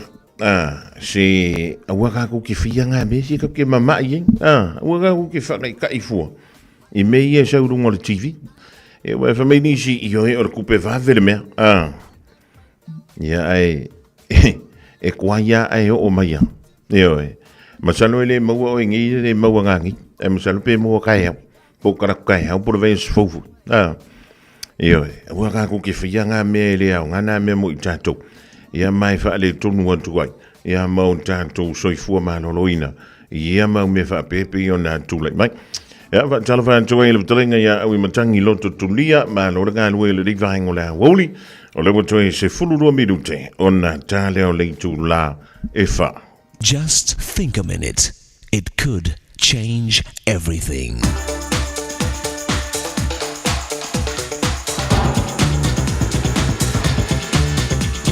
Think a minute. It's been said, a day of worry is more exhausting than a week of work. In fact, the root word for worry is choke or strangle. And our worrying does indeed choke the life and strength out of us. Our constant worrying is like continually choking ourselves emotionally, taking away our hope and happiness. If you don't bury your worries, they could bury you. So today and tomorrow we'll learn ways to win over worry. Remember, worry is the dark room in which negatives are developed. You're expecting the worst and thinking about what you don't want to happen. But this only paralyzes you, so you do little or nothing at all. Worry gives you the paralysis of analysis. As a mother told her children, worry's like a rocking chair. You can rock all day and still get nowhere. So you see, worry is a total waste of our time and energy. For one thing, worry makes no sense because you're trying to control what you cannot control, like the weather. Since it's impossible, why even try? Plus, to worry about something you can change makes no sense either, since worrying can't change or fix anything. So just do what you can do and don't worry about the rest. The fact is, worry is not natural. You'd feel foolish if you walked around all day with an open umbrella over your head just because you're worried it might possibly rain later, instead of naturally waiting to deal with the rain if and when it happens. We humans were not built physically, mentally, or emotionally to handle more than one day's responsibilities and challenges. A first step to winning over worry is to simply choose not to be a victim. Many of the things we worry about come from the wrong words and behavior of other people, yet we feel somehow responsible for their bad attitudes and actions. It's true that peace with other people is very important, but never at the expense of the truth and facts. If you know for certain that you did not do something wrong, then you're not helping that other person by always rescuing him and taking responsibility for his wrongs. Remember, with Jesus in control of your heart and life, you're a victor, never a victim of other people and circumstances. So why not ask him to forgive you for living your own way and to help you start living his way so you can have his inner peace and power to win over worry? Just think a minute.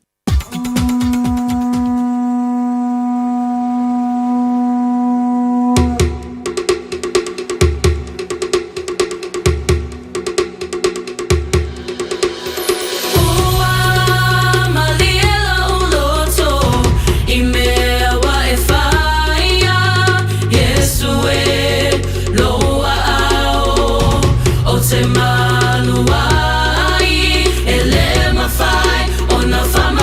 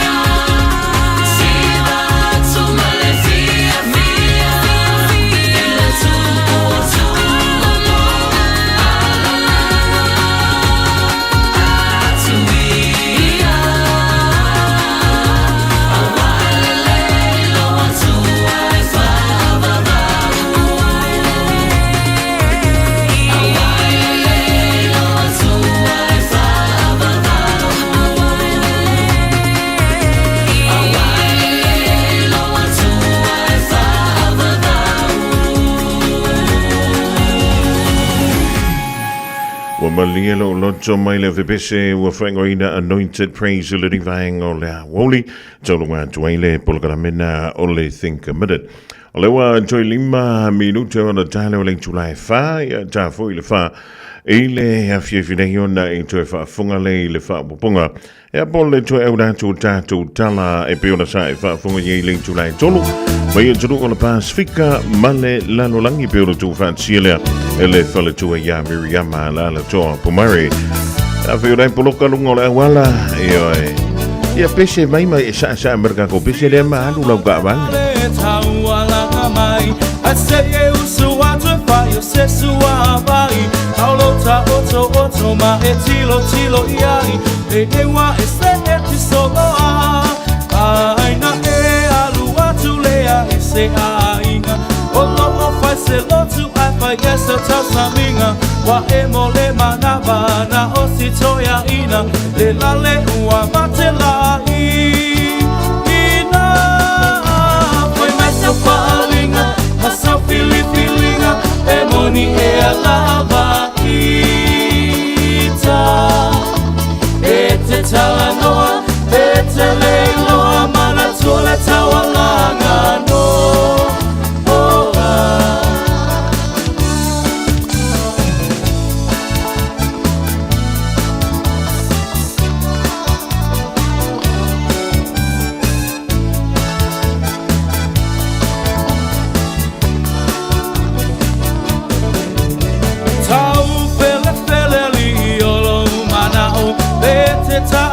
e te fia o aku wa e whama walunga le poto wa e mawa le ai maso wha au tau wa avea oi ma filio le whai te au o whai ma whaia o ngā wami o ngā le tatau wa pule le au moe ma lofia ka upoe ai ino sia ai lava o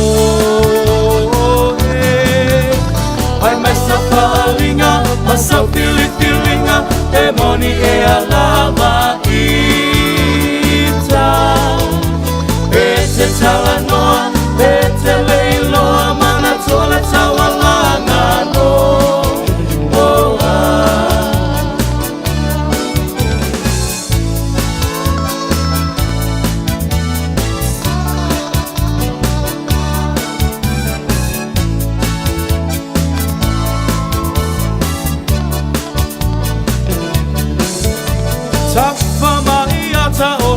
Veao anu ole bao ua babao olo upito ie tonga fao ma ato ata oto ifo o wae pupula male ile po atoa o fiwolo tina ilo ufa aso moa olo fia viia malo fia iloa ai inosia ailo uiko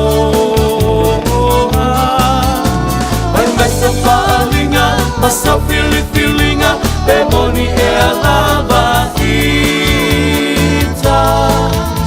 E te talanoa, e te leiloa, mana tole tawalanga no.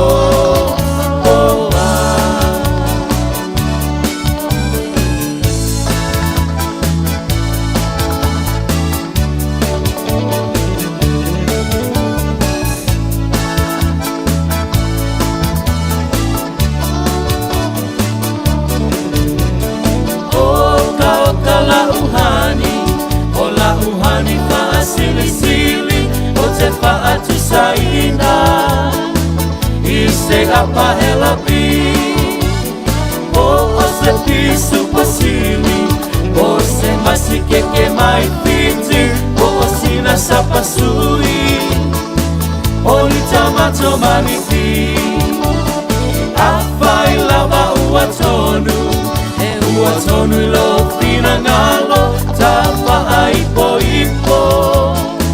avane ile malo ele anga ole atua etele aile ti apolo te fai sau pepe ole po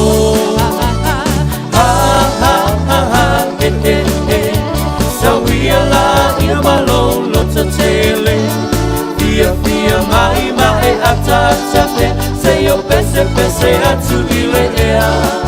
Ese yo pese pese atu ile ea.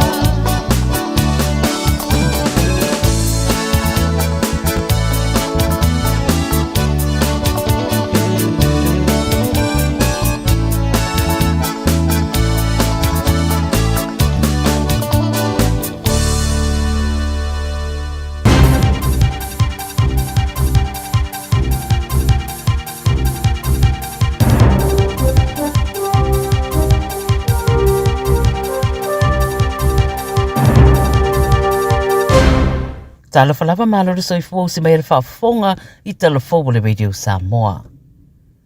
O whata ia tangata se taulanga tū maunga I Kanata, ina utura mai se whaalawilawe lo lātou whaitu le vasanei, wa nga ia nei se tangata whaupenga ina mawhasioti, ai titi mai peto o valu o tangata.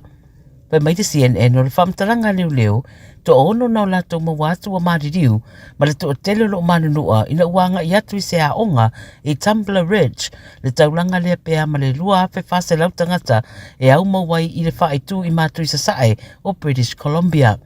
O le tangata o lo fitaua ina na whaatupuina le whaalawilawe na mau atu fo iai wa mariu I le aonga la valea, mai fōringa na ia to e whao o le oti inisi tangata sto o lua mai ia lava.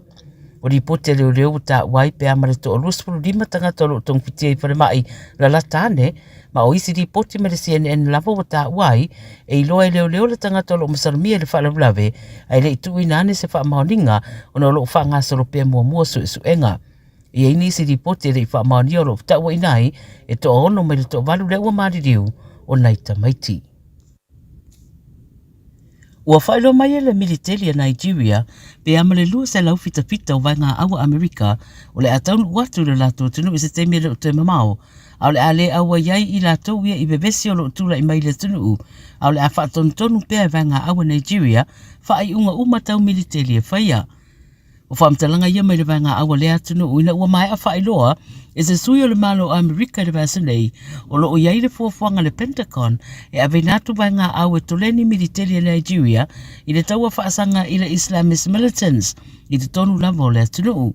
I te temi ua sola sa tua iai e Trump le whainga malo a Nigeria, I le le mawhaina o lato puipuia, o soifua o tangata keusiano I Nigeria, mai o so whainga ale au I Salama.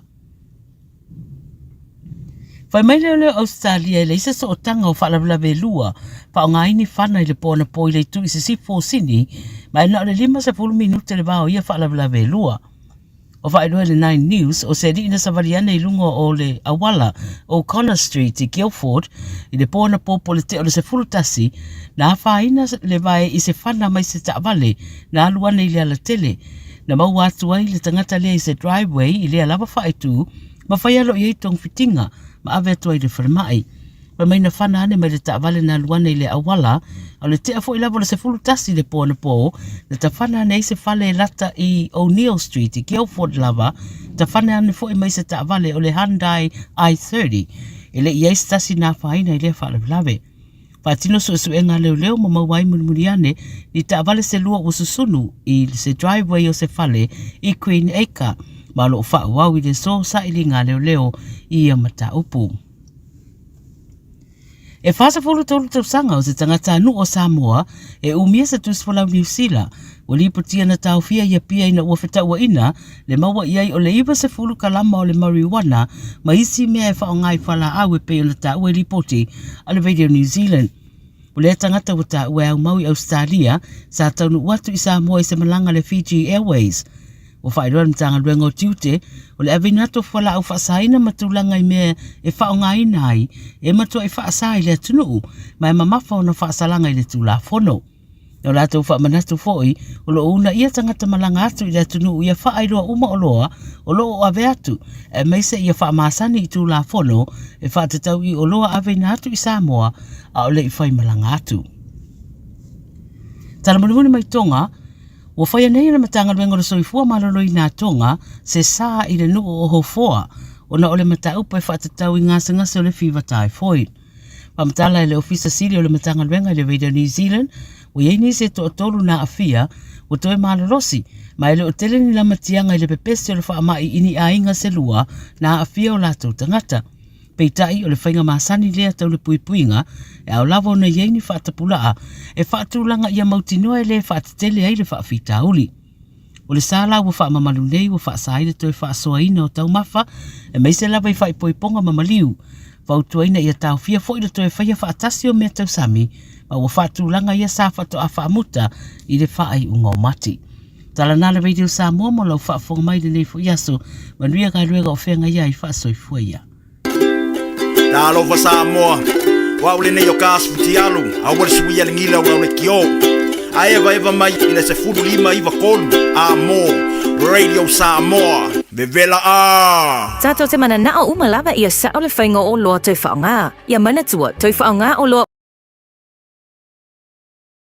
Neta, whaonga sa o loa tau whaonga, o le nā wai o lima, sa Eliane i Auckland Council Recyclables, Tamaki, Turiki, all together Auckland. Find your thing at Unitech. We'll give you all the support you need to succeed so you can find a career. Find a job with connections to industry. Build your skills in architecture, engineering, or social work. Get creative, learn a trade, teach our kids, or break into the business world. Choose from over 100 courses, whatever you're looking for, even if you don't know yet. Find your focus, find your future. Enroll now and find your thing at Unitech. Visit unitech.ac.nz.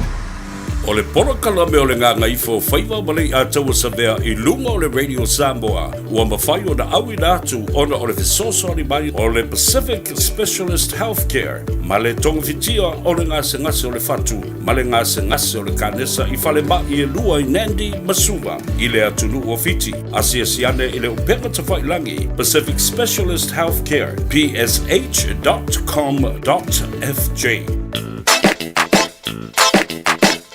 Eva mai pea I the radio kasi lima I wakolu amo.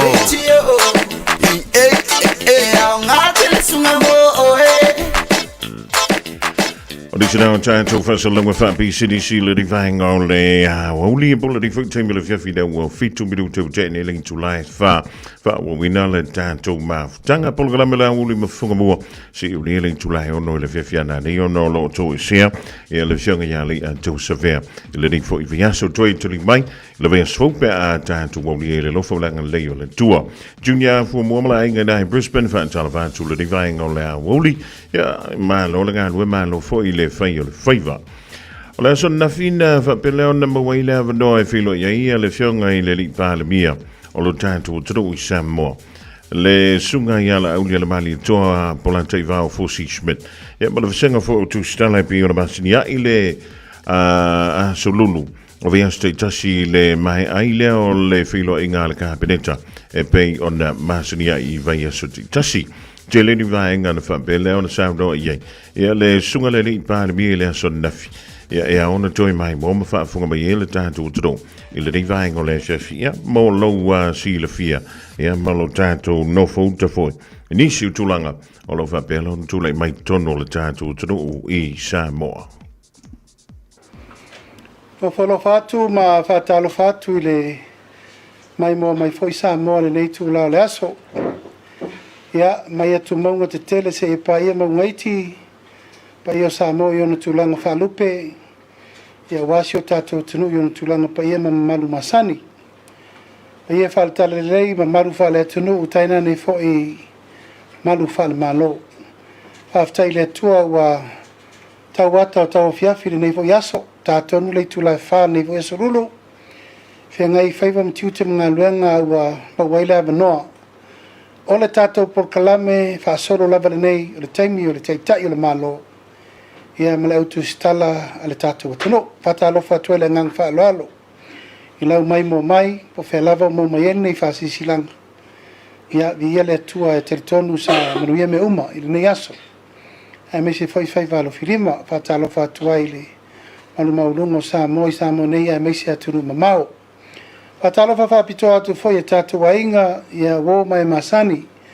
Malanga mai a siasi maisi o tātou atunu. Po a lava ia tūlanga o le awhio mai ai, po wharawelawe, maliu, ai po I ponga as whanau whatasinga whale ainga ia welcome back home. Di ia le atua o nila o lau tāua tātou te whilo. Ia ia o tātou por kalame masani le nei.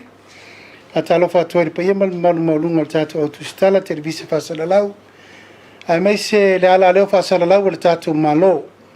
Tātou Savali, ma le tātou Presbyterio, ai pēr le tu AP. Tātou TV iwa, ia ma le tātou FM, whatalofa tuai. O le so le whatoa mai alfono ka peneta. Whai ai fo inisio whai unga tusai ma fontanga kātou ka peneta ia solo umba. O le vai aso, ia ma ua whatula ngai inisio mta upu wa whai ai whai unga. Ele le fontanga le so, ia ua tātou muni mau whatasi le wha umai o le whatautonga. O le whiriwhiri alo ia le fionga ia maunga Presbyterian. Ia e avea malo i sili le tātou malo. Le so sa wha mautu inai whenga wha vai. Ina ia o ngā tūsam fufuanga le tātou malo. O lo ia uma, o lo o wha o ngai le taimini nei mta ngā luenga wha la kutonga le malo. O iei wha taltanonga pasi alo ia le so. Ngā lui wha tasi ai i ar komisio lo whenga luenga le malo. Maleta maita i lo i sili. E tau a veina o lātu tute i to tonu o lo i sili. Wa mai ana whatulanga le tusi to tongi. O lo ua tā pena i ai lo viso le lo i sili. Ina ia si tia mau lunga. Le tūlanga o ai inga to tongi whenga whawai. Ma whamanuianga o so se lo ia e toi urufale i to tonu. O le tātou o viso le lo i sili. O mai ta wina tasi le nei tu lau lava. Ma tā upu tuli tangata. E refi whainga lua ngai sesi lo viso le lo i sili. Ona o to tongi sa whatulanga. Hei ta iwa iele tali tonunga e ama le mau tutu o le tātou kapeneta. Ua ta tau o na whaia si tanga e siri atu. Nai lo le mea le sa whainga lua ngai whafolo ia. I to tonu o mtanga lua ngai whalapo tonga le malo. Le sola.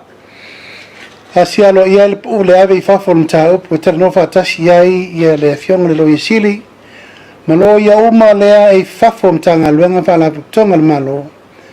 Ma le ofisa o le tangata whainga luenga le malo e sol pule I rea wala e toe whaafo I umai au au nanga nei I lalo le lo I sili. Ina ia mawhai o na whaatino. Ma le ato o toa mai e le leinga luenga whaalo ia. La tau te whautua ina le ofisa o le lo I sili. O le whautuanga lava na I le malo ato o Samoa. Lona lua ua pasia alo ia le tasi tesi ma le iwa miliona. Fitu afe rua se lau fitu tasi.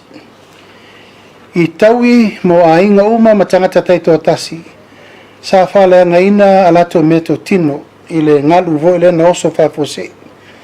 Ia perila se rusuiva lufu lima. O le ua tau nutu tonu o le kapeneta le aia inga. E whaatupe ai le tūlanga le tasi le miliona iwa se lau fitu afe. Mo le taui mo I tu malo umana afia. Pei tai mai tau al kapeneta, e te tau na mai le lipoti ato otoa ina ia uane I eise I tu malo e misi. Ma o lea na toe whautua inai le mtanga luenga puna ofan na tula, e toe tu ina mai se lipoti alo ia e wha umai. Le wha taratara noanga o le mta upur nei. A lipoti na mai ia tasi tesi maleiva miliona fitu afe. E tailanga tutusa le mtaupu nei ma le taupu le sa tau whasosoa I tupe 10 miliona ma le tu malo sa fata masiumu. Ona le tūlanga I le whamanuianga mo tangata anu uma I tu malo sa fata tasi ma sa fata lua masiumu. Ina ia ta oto le angatonu le itua inga vaenga. Lo ngā ioi fo I le tanga luenga o lo ua whatula I ai le pulenga ato le tātou komiti whapitoa le mo le vaenga le nā. Hapena fo I la le tūlanga le tā upure nei, lau pasia le tūlanga lo I le kapeneta, tino I tupe pe ono whai atu tasi tesi maliiva fitu afe. Le so fo ina pasia lo I le kapeneta le tūlanga o le amata na whaatino ino le ngā luenga le sitanga o te tongi. Ale au whai ngā luenga uma ale malo. Manatu kapeneta o le amatanga le nei o le nei no fo inga o le la savadi le lima ono masina e te tau na tapena le ngā luenga va I mamao ngā luenga lau tele mana ngā luenga ato toa ina ia ngafa tau lima ina le tūlanga o tutongi mo le au whai ngā luenga uma ale malo. o umana tatia iai le ioenga lo ia kapeneta i le so e olo lato e tapena mai awai le tasi sei tutino le malo au na afia uma tangata uma le whamai mwere nei i le tūlanga fo i lautele o na tasi nei manu lauti sa tala no e whainga malo alo loma le whainga balota ia wane to e se tutongi a mate la loifo leono tāna i le tūla o le la wa mate na tapena leisi whainga whaavaile nei sa tapena mai lava i le amatanga i le mea na fola ina ma tautino le tulu tātou tongi a mata i le tauna i lalo leono tāna ai olo fai pea le whiutana inga le teimile nei o le vai fo i le pale nina ona o le private sector o le fo i whetu na i mawhai tal noanga a o le mta upuna pasia lo ia le so pasia le amata o le whaatara noina pe ona iai ia e lei lava se tangata whaingawenga le malo i le manatu i si tanga po mai teni ta soifua whai aonga leo ta whai ungawenga ma ta whai o ese tangata whaingawenga tongi aso tangata whaingawenga i tono rapa tonga le malo ma me uma o lawa avele i oenga ka peneta i le so ta pena mai na mai lo li poti me fetu na i ele au whaingawenga ale malo i turanga lau tele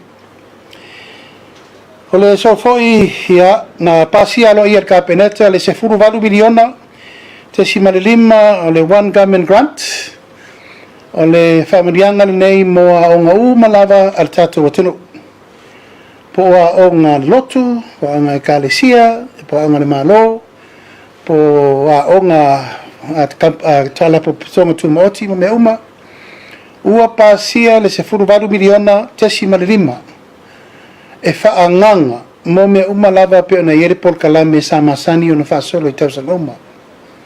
Le sa mawali tali ona le lava sa tu fesiri fo inisi o tatu tu stala. Ona onisi o a onga, o lo iaimana onga tu mau. O le ua talia lo ia i le sol tu langa lau tele mo le wha mui lea. Pau lava le fetuna inga o le ua fai.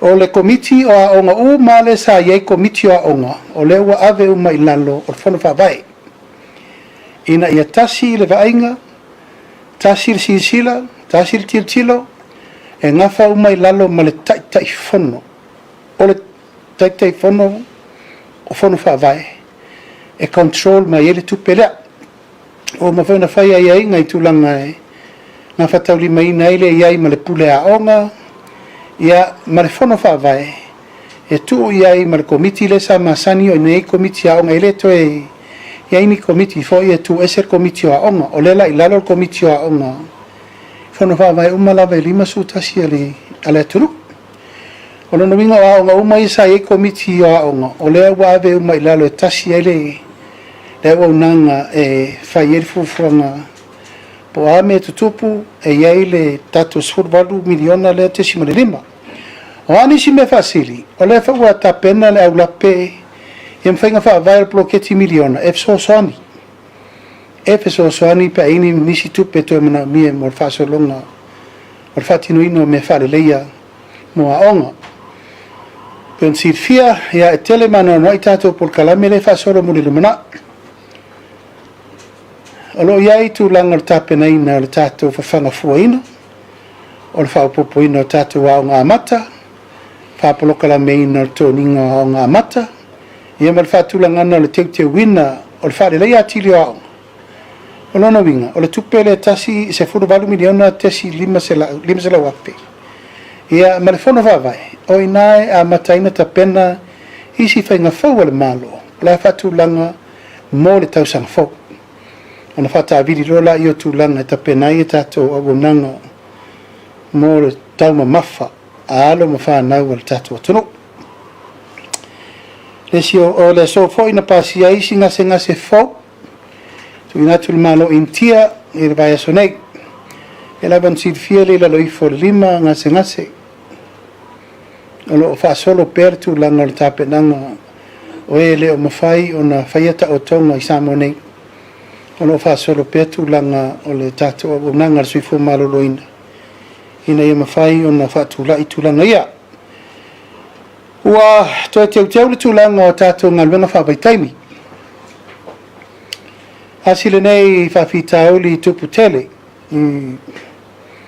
E tātou walum whanau lo watu ia tunu mau. Ia, o lo ua piki nisi o tātou liaison officers.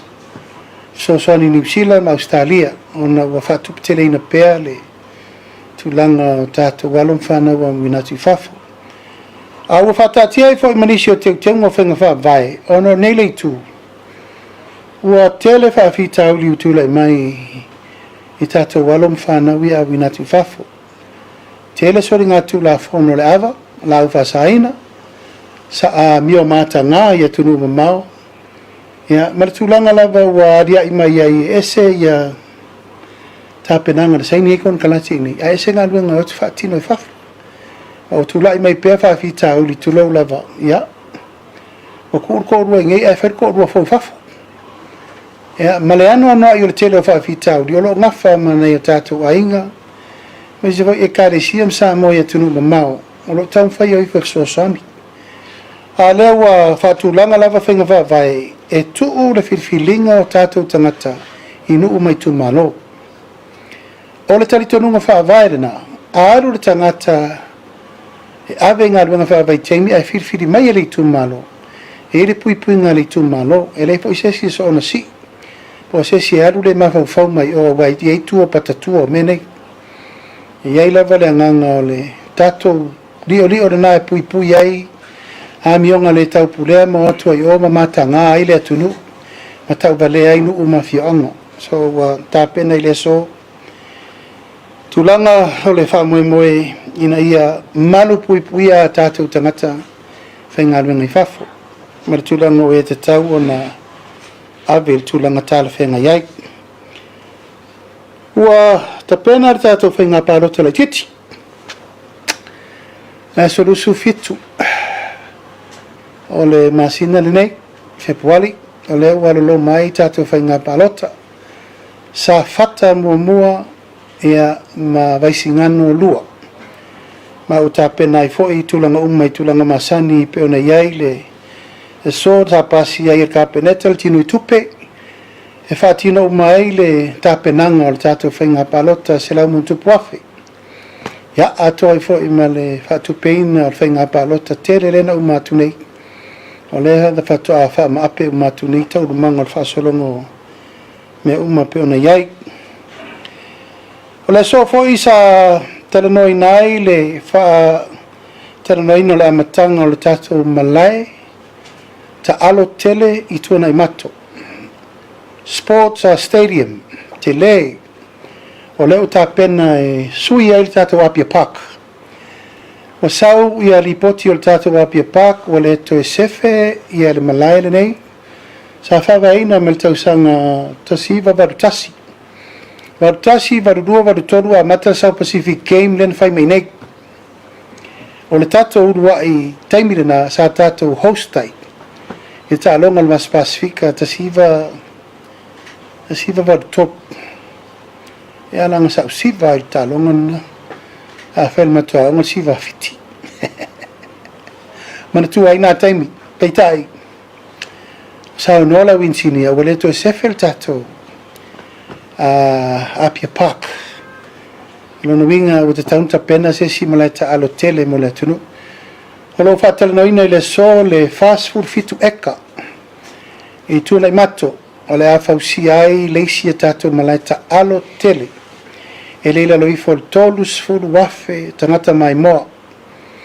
Fua le leila malai i a tol malai la kapi. A tol fo i male track e whao ngai tamiti ma tama onga mo athletics e a maisi talonga uma. A tol ai maisi malai e wha leo leo. En whainta pena ta alonga wha vao malo. Ma wailunga nei o le nganga le ta penanga ale mtanga luenga talonga ya malfifianga tangata e mata il tatu fa mo nei o ya il tapenanga tau sanga nei tapena yata me fa solo lo ise tatu pa anga la tau te langlango inel tasang ya awa ya ini si o tatu pa anga masan si mai la tu au la tau te fatu peina le tatu fa mo nei mo tatu malata alo Ia, ua whaasolo peta penanga o le tātou tutuatasi, e lava msirfia ua amata na whaamapu e maitulanga o tā penanga longo ina ue le au tā penanga o whainga Ameritai ua fitu i le valu tātou whautasi Samoa.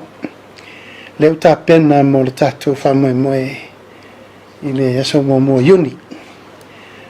Ua longo ina fo ia ue se furu tolu va o tutuila e whamoe mo tutuila leva ia le lato tutuatasi a pelila. Ia ua mana vele tātou valau top 5. O ia la lato top 5 e aria i mai. Ia la tauna la tātou Miritino Fatasi, champini o Fatasi, ia champini o Kirikiti Samoa, ia e valaudia i foi, ia tutuila, manua, Australia, New Zealand, Amerika, leo mau mai le tūlanga i le champini mai Hawaii. Tala le vanua e valau whaalolo atu wale, fio mai mitala mai au le tātou liki kirikiki Samoa, le fau fatu langa 7 Samarisi. Ia, mai si fo i ta longa tau aloa wa umana ta pena i el tātou whamoe moe. Ai wa a mata ta pena ngal tūlanga masani. Le fau wa mai tau atu wa talo fontanga lau pese uma Samoa lo lalampa pa au ia tunu wa mau ia le nganga ia. Mawala latu sao ia manu vau inisio tātou o fai pese wa leva na pese ile tunu uyaso. Lo so tai male fionga i le fo isa tawa velta le ni musika i New Zealand fionga Billy Yellow o ia na lo fatera noa le tulanga e mai tatou tamafana uma ia mai la tau lo ierto mai ato toi tulanga me tau pesenga o le mataupu muli o le mataupu le tapenanga lava o le tatou ploketi 2 miliona au tala malfa lalo. Ia, ona iai nisi o whaasalaunga o leo wa ngina i le ea. O mai tauina ai wa mau ese ia le finangalo sa avatu le tātou malo. Ia manisi fa o finangalo o nisi o tu malo sa o mai mato whaira. Pito au ngafa se tala i le i tu malo whaasale le anga numera lua. Pa ia fo ia wale tu malo i ona tulanga whalupe. Ia, sa ele avea a wale pa ia mawalunga o le tu malo o fasal langa no mena lua ala le o se tala pa ia mama malu peitai o le sa matu tu tala nei mele fio anga na fio mai pa ia salva lasi mainga ia tena ne foi la wanae ia mele pa ia le nu a sila fainga ia mele mapu le ana fanua ia mele malu le tu malo iona tulanga. E a ngā isa wa i e soa le pule, ono mai le mātou whelo i lei mawhai se tala e whai wen taup. Pei tai le wa ai whalawa i tele leo tu e nā masela ina i le tūlanga o lena wa ai i ai le mori maua le tunu u le vai aso tēne. Ia wale o lea le wha moe sa o wapo po ai ai. E a ngā i e soa le leile pule le tū malo, ona toi o mai le mātou te whelo i le tūlanga alo. Ia.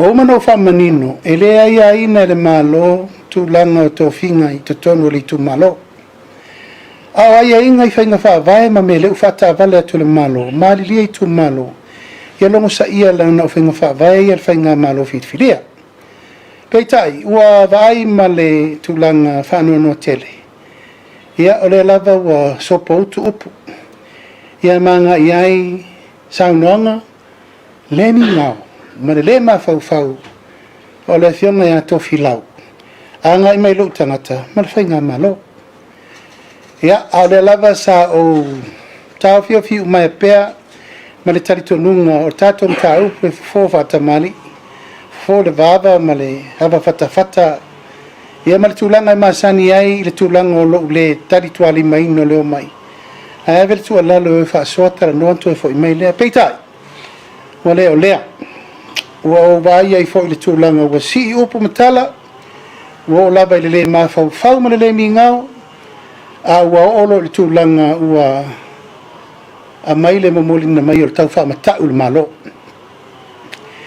ua maea o no utu inatu le neim ta upu i lumar ka peneta ia mafaiuga fonoina i le so o le a fai le faiga faavavae le malo o ai lava le itumālō latou te lē taliaina faiga faavae ma iaiga o lea ua avatu e le malo ia na malilia lo leo itumālō e leai se faamanuiaga mo itumālō ia o le auala filemu ma le talitonuga afai e lē talia le aiaiga na avatu ma le tulaga i le vanonofo ma le vatapuia e o mai e toe talanoa a le ua faaalu upu matala i luga le faafofoga a Samoa ma le molimau e le atunuu ia na manatu loleo le malo o la le toe taumuaalo ae fai lo le faaiʻuga le malo o le faaiʻuga la le ua iai le aso ua taofia nei e lē toʻiai se faamanuiaga mo le itumālō o faasaleleʻaga numelalua ona ua atagia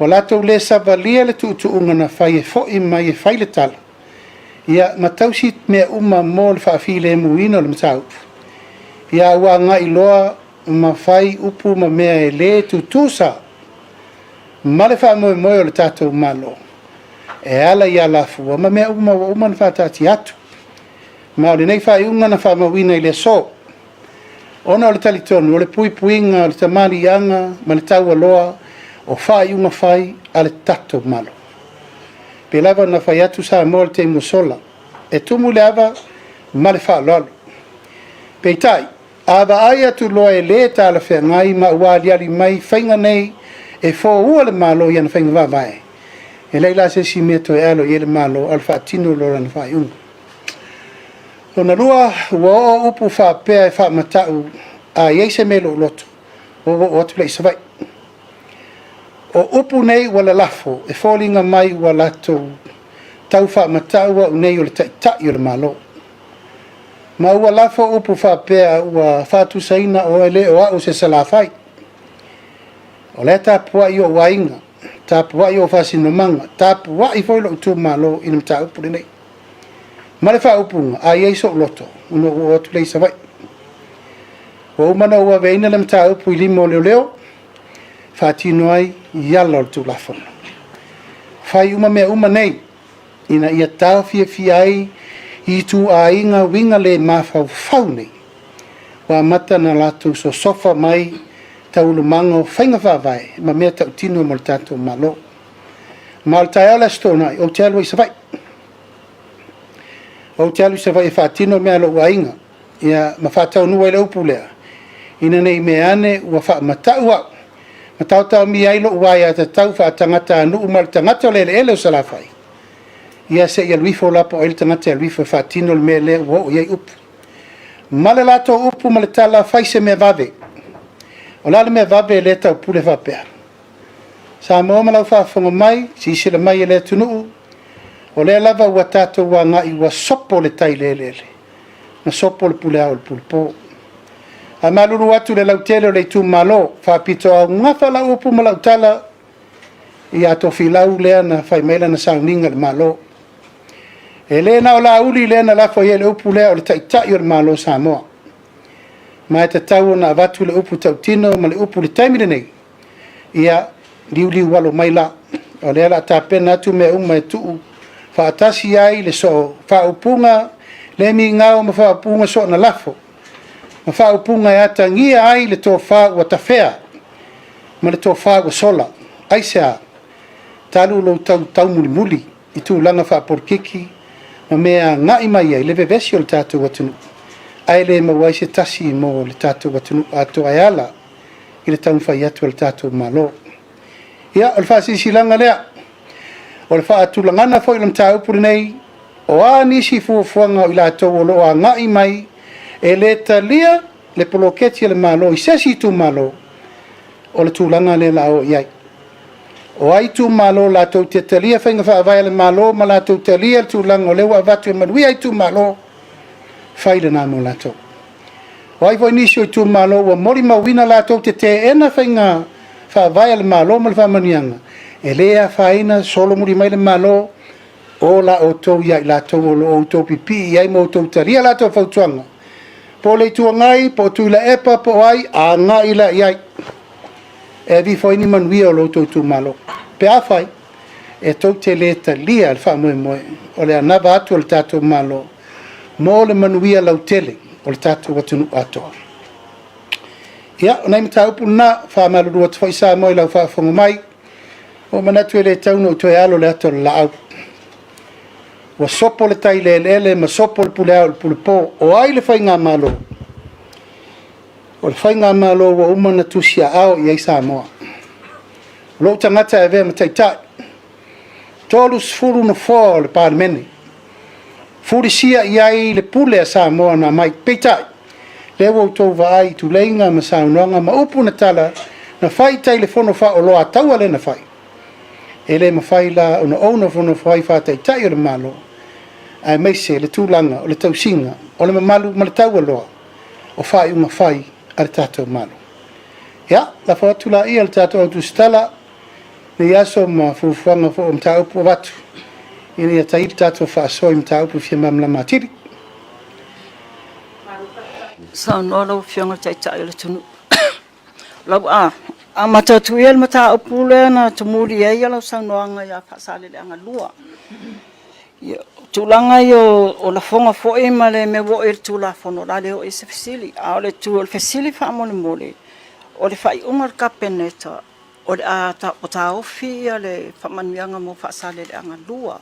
Fa mata o le mama fa pe a bit unfair il fai un capeneta pe a fort foi le le tu malo le ari a fort pe to la itio lo te e le la fia un male tu malo fa mol o le tulinga le mta upu le angor sui le tu malo sa mato filo o ia sana fa le ina mai le mta upu le tu malo o ia foi sa fonga ina mai le mta upu e winga le firingia le te fono fa sala le angalua. O le matou tu ngatala toi fo i me mate felo i pa umana so le pule. A umana so le pule ma le tu malo.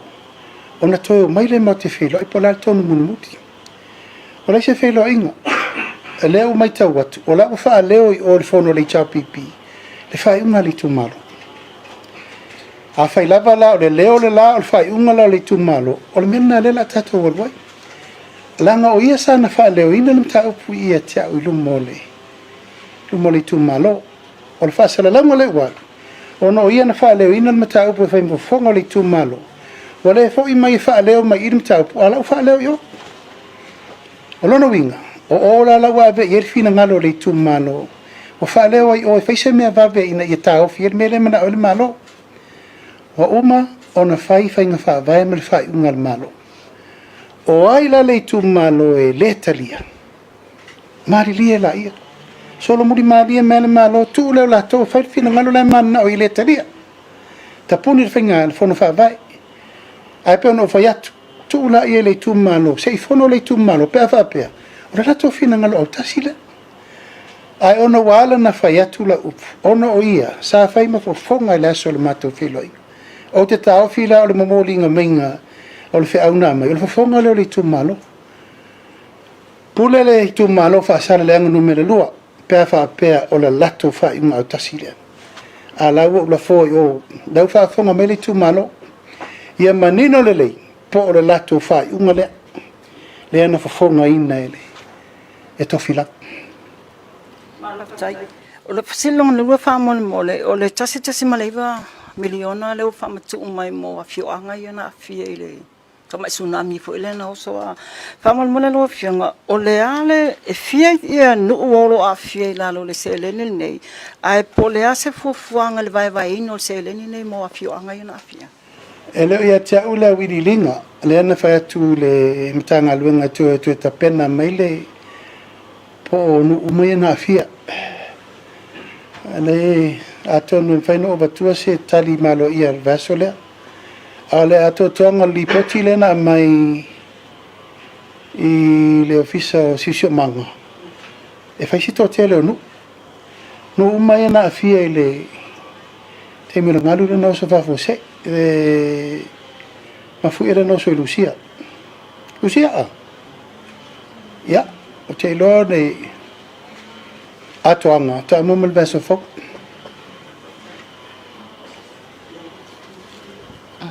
Soy fo manuela o fionga il taita ele tunu O te mua tu ia au fesili fa mole lo fionga. Le sfulu valu te sima le 5 miliona le OGG fa mole. Po le ale fa taatianga o le tuftufanga o tupeia mo a onga taitasi. Po le mea tu watu le lava vai fono fa vai.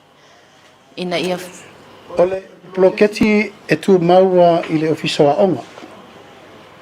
Pau al pulenga o le la sifi whenga vai le atuanga o le roll outinga. Au le vai vainga, sau me le ofisa wa onga. E le sifia ato me le funding i o i le fono fa vai. E mai o io halanga tupe i e lua. 2 miliona sau menitanga luengo tinamte mai ta. Se fulu baru si ma le 2 miliona e tu maula lo a onga. Ona e le tauna mix le taime fai o kika ma accounts. E na li poti ala i o le fonfa vai e le tanga luengo tinamte mai tai. Ai li poti le one government grant i lo fisa a onga. E leise me sui e tele se ivana ngā lava pulenga. Langa lesa iei me foi lesa fai komiti a onga. E o le tele i o le pisa le na pisa nei. E a fia i ma le criteria lava o le iei ma le pule a onga. A watu langa tau mea onga. Masini, ma mewa pena. Whainga maintenance, masini, ma mewa ma whale leo tulou lava. Whale taua, wainu, ma mewa pena, ia. O la ua whatulanga i lalo ia tasi le pulenga. Por vate ta ingolo tu malo. Matua i le a ngala u whale au. A ele i mawhai le one government grant. A whale lei. Na matua wha alua le tupe fast food wafe. O le matua whono wawai. Na toi mawhai into te tala le matua wau. So le maula, e te tauna ngā due wha tasi le one government grant. Ma le whono wawai, ta pena isi me mo le lumana. O le ala ta pena whale ai. O feta pena mai. E ta pena mai le whono wawai. Ta pena i puspuni nei fitui o ngā umpus aisa. Wainu. E le ta pena mai i. E iai ale allocation ta le whono wawai. E ta pena i me mo le tatou poloketi. A mai se le tatou school lunch leo ta pena mo le tau sangfo. Whaftaila o fionga. Au tato iai pele le mta upule ia o ngā whamole lava lau fionga. E o le tūlanga le mta upule fia whafsili atu whamole.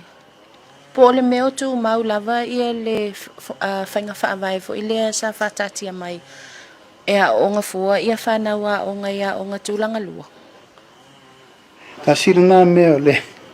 Sirina meo lo whatatia whainga whaavai fo da. Ma tual te mile no i fai komiti au. O komiti fai si charges fa popo. Te iau fai le stala. Fai su ngā tupe. Fai fundraising. Ai fa ngai komiti au ele o ai le malo. I tūlanga e fai ini extra fundraising motamiti. Rela fa tūlanga mai fai ngā vai fōua le malo. E leto iai nisi mea ese atu nai lole. Nel fai ngā vai le vatu. Ale o tatou vaini. O o te se laule masfula stala iskomiki. Ele te tau na whai almena.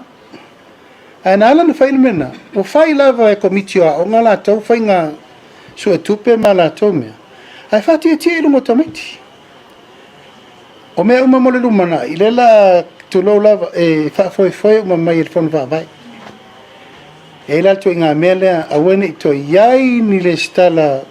Ewa. Ore lola po la lewi ngol kala o nga fuka miki. Ona o lewo fai lava pure lava komiki o nga mana la ko deskal. Ere te tau.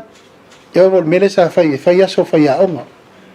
Fa fanga malea le mau menga sa fai. Era fel la ko mkuka, fai le la ko fale ai. O mai le parents committee. O mai e kenge kuai makama kuai. Oi fa kuka o ko fa ngau malo makamiki al ko mu. Ia, mele wha soro aku, whai kako nursery, whai whala aku ainga, wala aku amfa matakausanga a koa le plan ele mea. Ia aku kaiminga, lava mea ano, lava mea inai, lava mea tapena, ipe no whai atu, ere kau kire koe kaua koe lau, mingi mea mai wafa. Whai le su poesi, whai le sua wha, whai le tau folo, whai le wha ausi, whai wha papa, whai pankeki. O mea laen, na tātou soifua maola mai. Ai la kōri whaisai mingi, ia amai aisa, amai lore, amai sukalaki. E ngale a makan ko urungi whoka maki. E mamau ai wha amai le pipisi le ka ke kaunwhai nge fix taku. E ke le swinga atoa. Mai le wha pēfo i se whaina ai le tātou morning breakfast. Ia me le lunch. E fua lava le tūlanga, whai supo le lei, whai whala au aina, whala au tau whamata. Au nge ko anu koe rawa ma le tēn lai chine.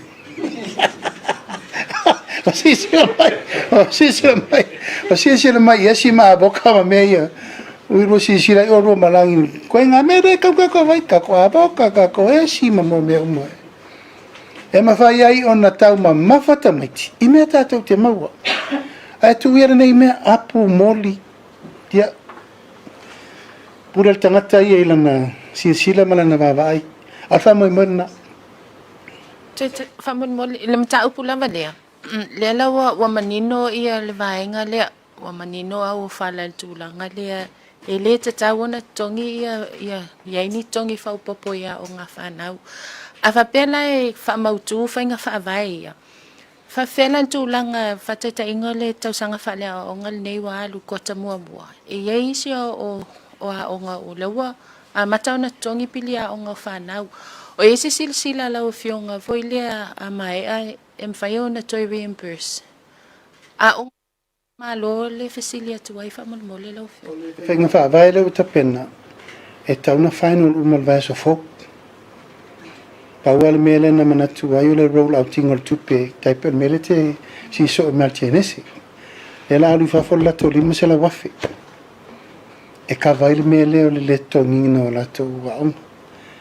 Ai le famo mo le na e atono le la fasa sa o atu la ngolai fai al temi nei. Alu lo fainga fa vai fa fo tapu le mele o to fainga nisi le stal wala fa o le skal.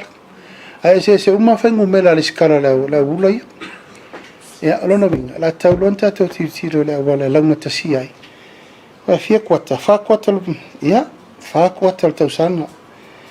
A tonu te ua le sao whanga al kwata momua. Al kwata lona lua, kaunga o kul kwata lona lua. Ia, wale to ise me whapena to tupu. Fionga, le lawa whamanino ia tūlanga le ia senese.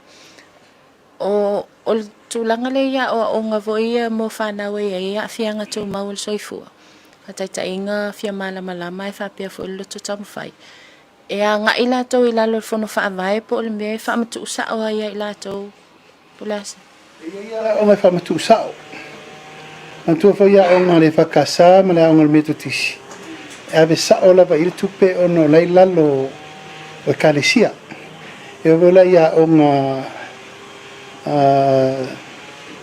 iei mana o ngā tūmau. A be sa o lava iei lea fia se vana ngā ila ia a o ngai tono nu umai tūmalo. O na whaingo fia lo lea o na whatu lai le tūlanga le na whai atu e whatu ntono le whaing whawai. A le whanu whawai.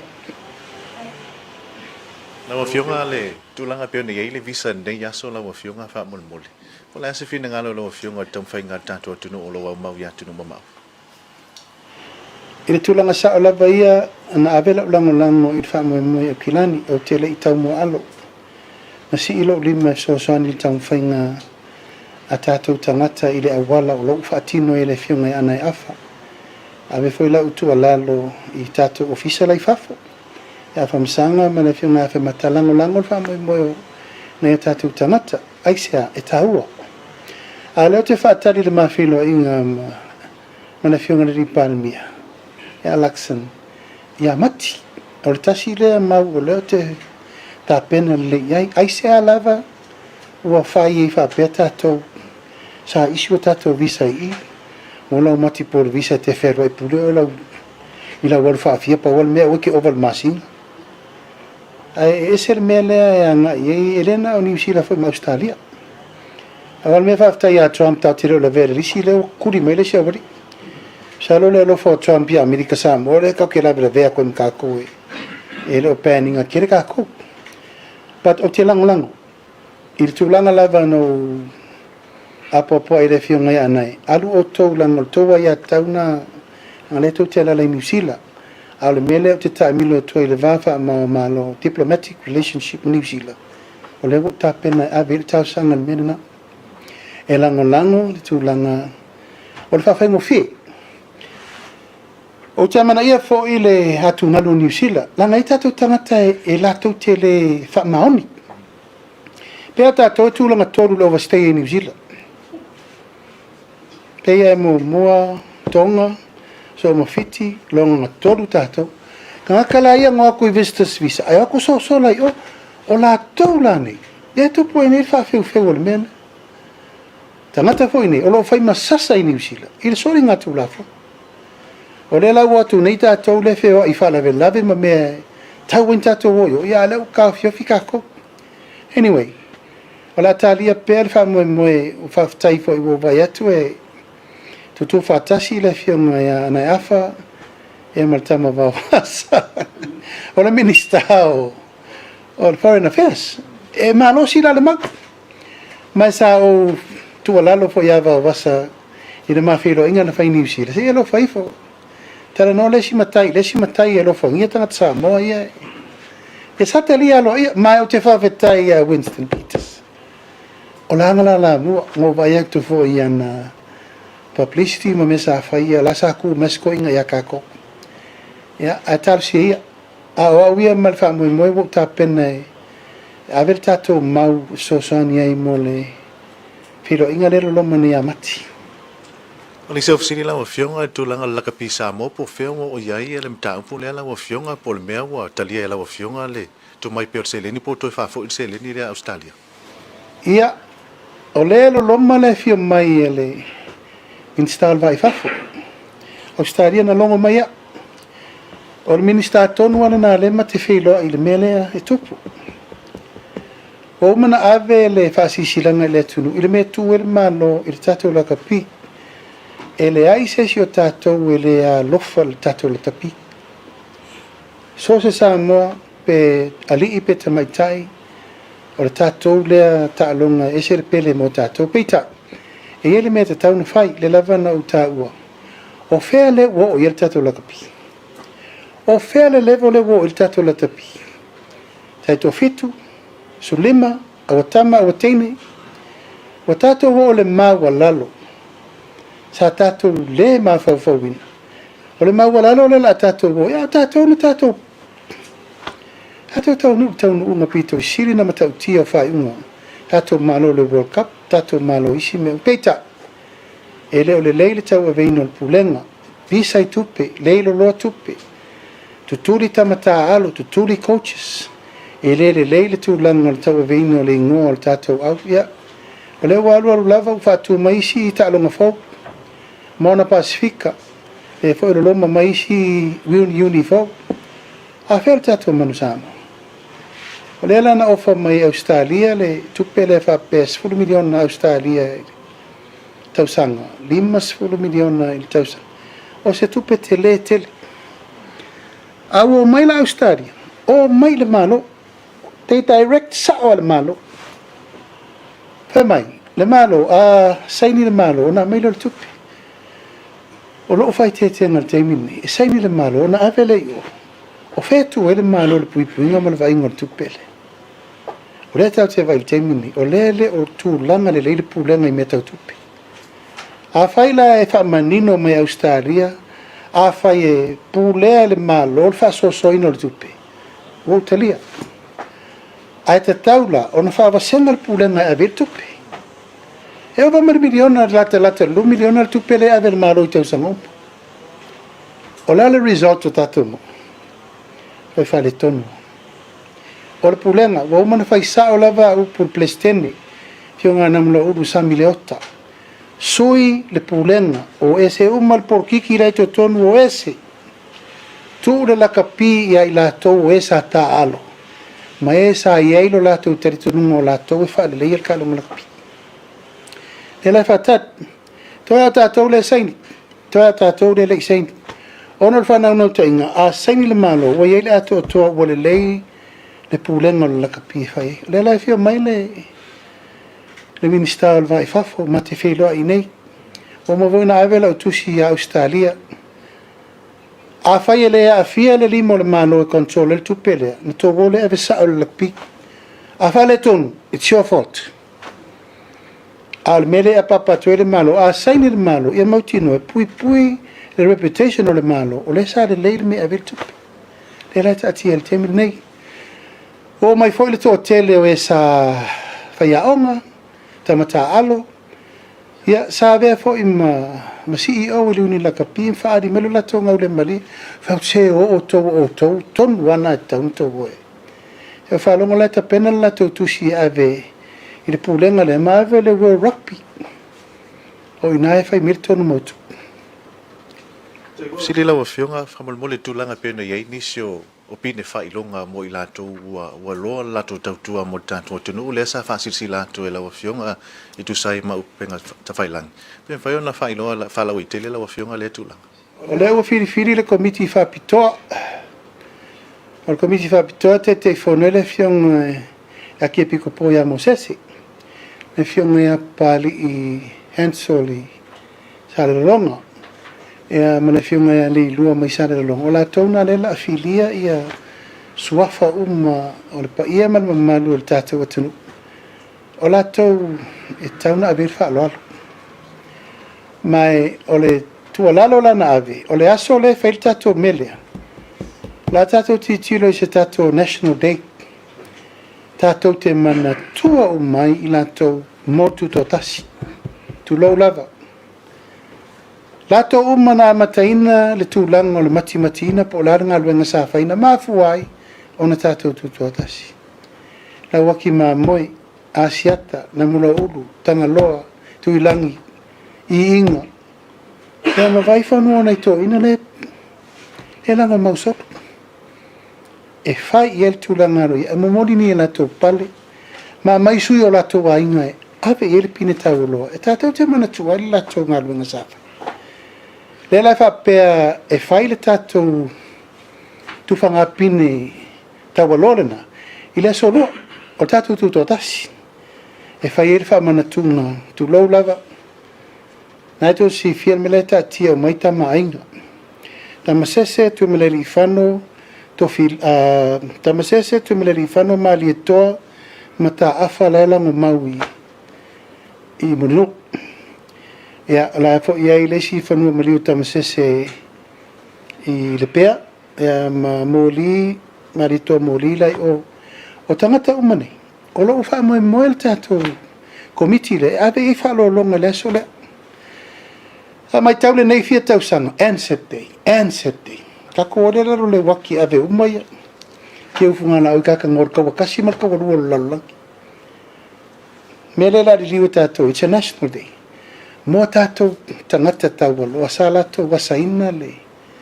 fa mo nei e o lo tapena foi wo mana felo ai marte te fono o faleta mo a fionga man le lewa palta sala ta sanga ai e o ifo la to malo to e fa le fa le ma I pei o folinga sa ai e fa nga e fa me poloketi le malo e toi fa tu la ai le fa le maulunga o le fa vaila I temi ma tasina le la lo tato por kalame o le fu e o le le tato malo e tatala lo ir fa le na pa un toi fa o pine fa maulina o tato mana tu o tato tu tas e mata utia le tala fa solo pito nai e ui ana le se fa le a fa vaila o sa pa ito no la tu o sa fi na wai tato matua I le wali ia ngo mai fa e mai sa New Zealand o mai fa pangutana e tato tana ta abe se pania no nofu sai mu o ia ta vau le ala o no mi e re te tau tato fa ngalo na luenga mai o le ato anga na le pele na sa no mai pine tau lo o le fa ma ninga le na le fa tu la I le tato wa mana ia le tautua na tato matua na tapena ina le tato tutotasi. Sili moni la fionga ia e tafa afia lo fina ngalo tulanga pena ia ile newspaper o le Samoa Observer la fionga e toi fa tanga ina I fa tasinga nei e fa pe fo iso se fa potputonga al malo. Ia la Observer la pen Iai se taimi le leilaga o le vai atu foʻi. E le o fua se tapu. Mulimuli nei a le fatoa fae atu le lo ia sili. A sau faamatalaga o le tapena lo ia sili aru i fiti fontaga. O isi faalapo petoma e le se me fapena. Te le lopo fe le mamasoloto i faamatalaga. E le sa o la lava e fai mai lava le tau faasese ma le faituau. La o mana faatatia le alafua. O mafona fai le faiuga ma o le faiuga lava lana la tatou ua ia faapea. Whamanmona loa whionga tuli loa re tatou lakapi ma le tatou tupele au mai me Australia. O iei se timeline fulele te tau ina saini e le malo le tupele pele ai. Te lor mafuanga na le malanga mai ai le ministale o Foreign Affairs. Tala noa. Ma wo ma foi no fai i le High Commissioner Australia le nei. E mātou te whelongo nai pēr o te le mana o e misi whamanuianga. Pauale me ta pena loto I whale o Samoa. Ta pena loto I whale o Samoa. A whape ieni a ienga.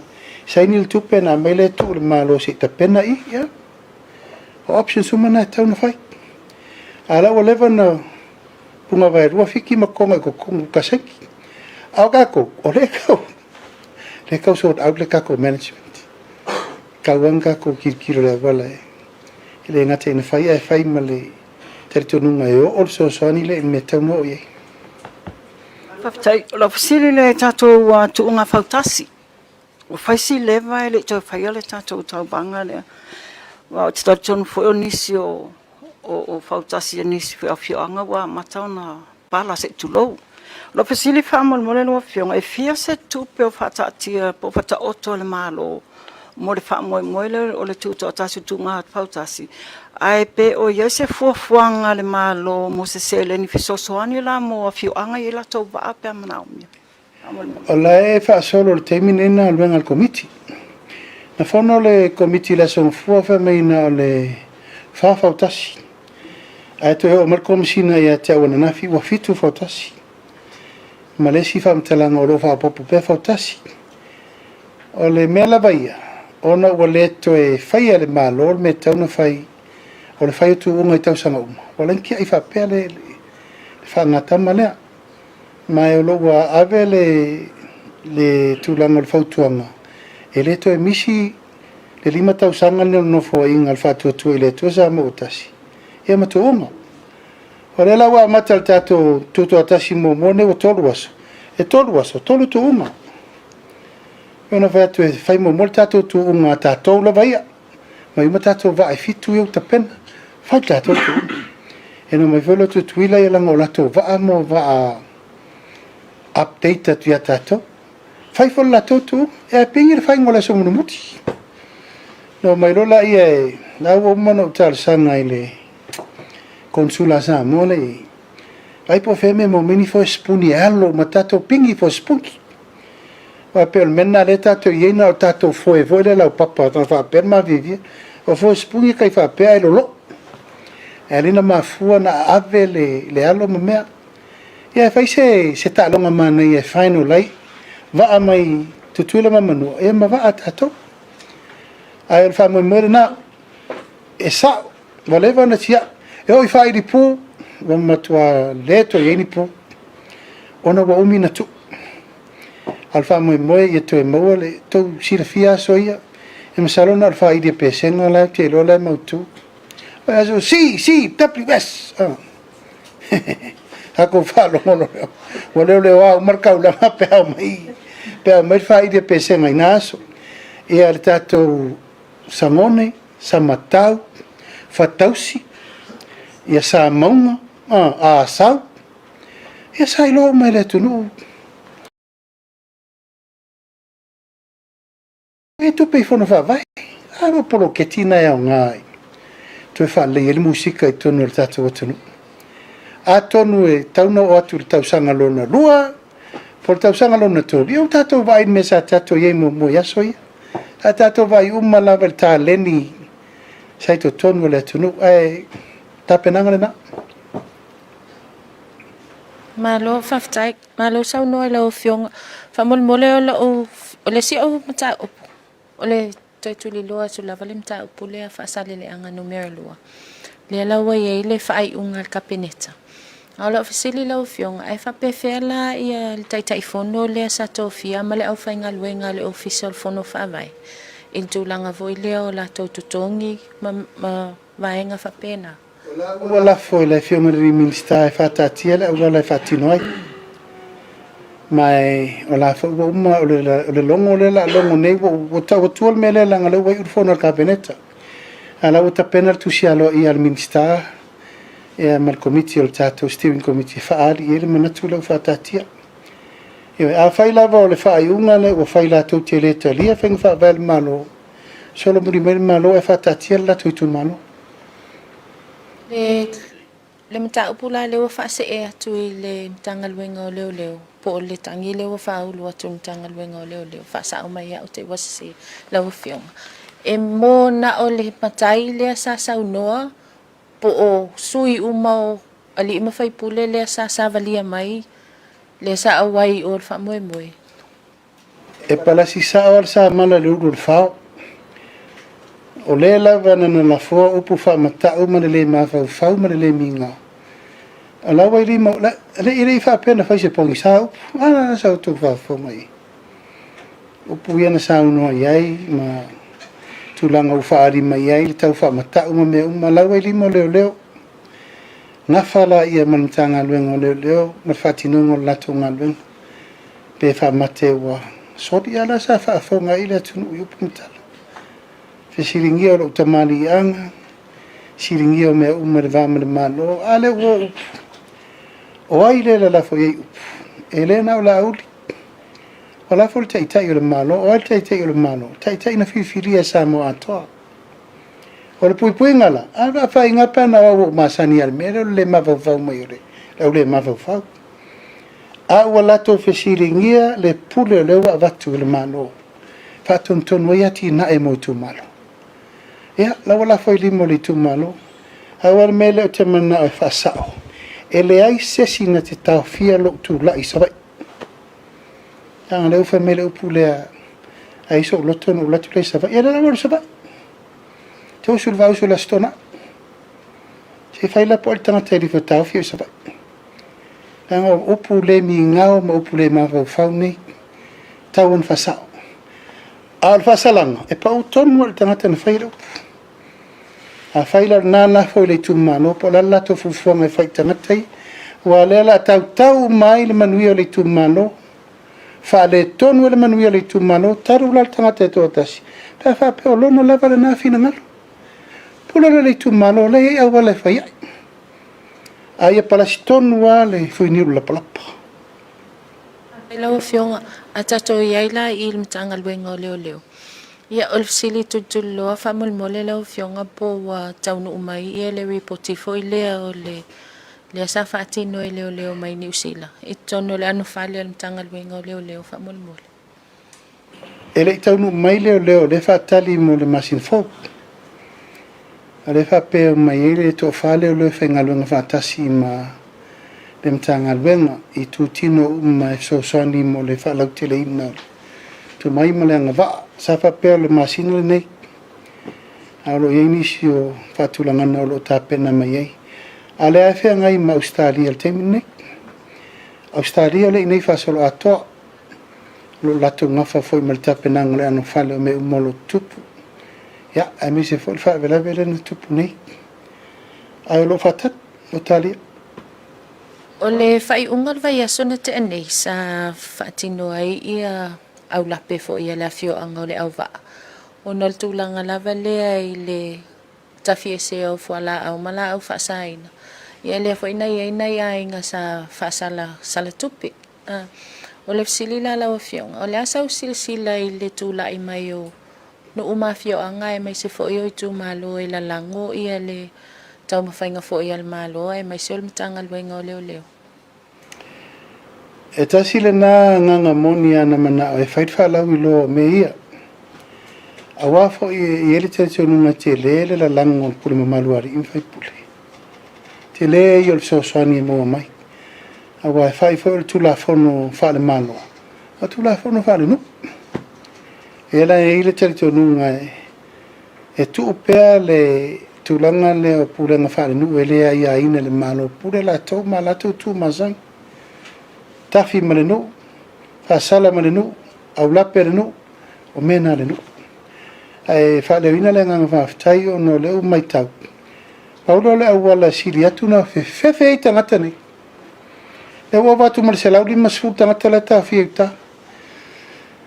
E no walu nei le aso to an island sau nei no walu te wa ai. Mo tiu tiro po le alto inga fōringo lo i eita to ese. Yolo manu mal to ese tanu malala. Mai al whamai moe la vaia ia marupu puia. Tūlanga sa ilingo tūla whono. Ole fesili. Ole fesili. O whesa iai uma nei se lau wonu sifuta ngata i le lua, tōru wha lima, sifuta o sangata ruai. La mena leina le ngā i oisu su enga nei le temi wa te a. O ila sa le whaiel ngā luen. Le whato atau pule atu nei a ua matua lo loto le me utato wo iei. Whatau e ta maiti le mea, ua ula ta maiti le mea. Whatau wha askurimi mkeke poa le mea. It's not good. It's not good at all. E lau tātou o mal temi nel pui ngal me leu vai. O whātau per whātau ngor sukar me. Ia, or tūlai mai la li in whai pule. Ia, me se tū malo o te talia malo ngang whālor. Mai mori whai whāwhtai i lātou lo ngā luel temi nel in tau. Mana tūlanga susu engale whai temi nei. Te rer swingala na yatu leo mafoi na tupu mer temine o ri foi fa taire li sui komsino lo tau ver ngal ben a leo vai o le tu tau mo alo le me walu tato a tato le faia o le reai na se pui puinga ma le tato le ara lo fa le tu fawa ya leo tato ngal lu e fatino na tau ya ato on sa ila il tu la fone fatin Tai ia ele mawalawa ia stasi e tu la mai le foi le su ile to finga voi le kom sinon tangalwe famul mol talo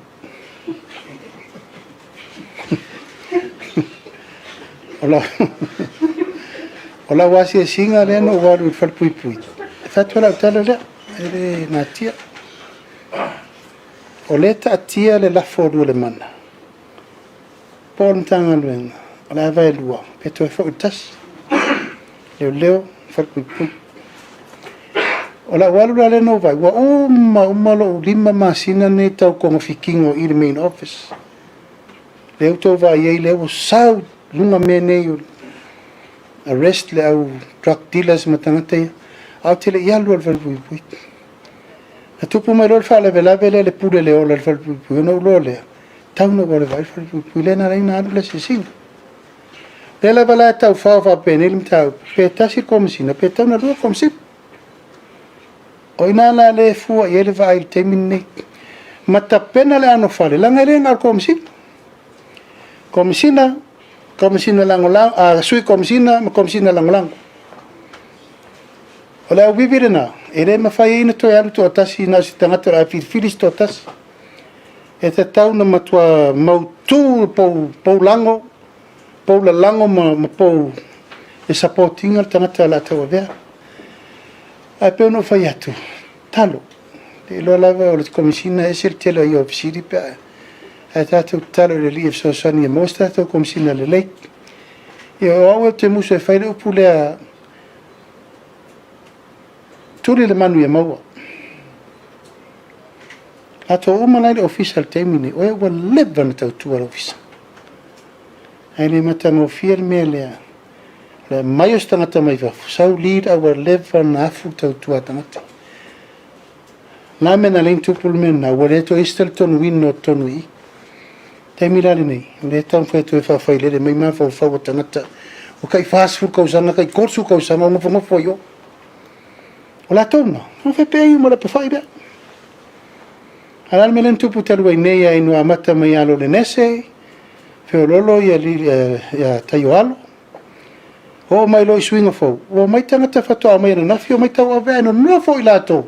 Wā fula tō tautu. E la vai whai al te minei le o whaingo fie le sa ilinga o le tangata tū la i tau awe le te minei. E peo no whai atu e whele manga nanga le uta atia le au lape pe fia ia pe tau awe tō tasi, pe tau awe tō lua. O le whare pui la vaia o ie tel tō nunga le te minei o correction.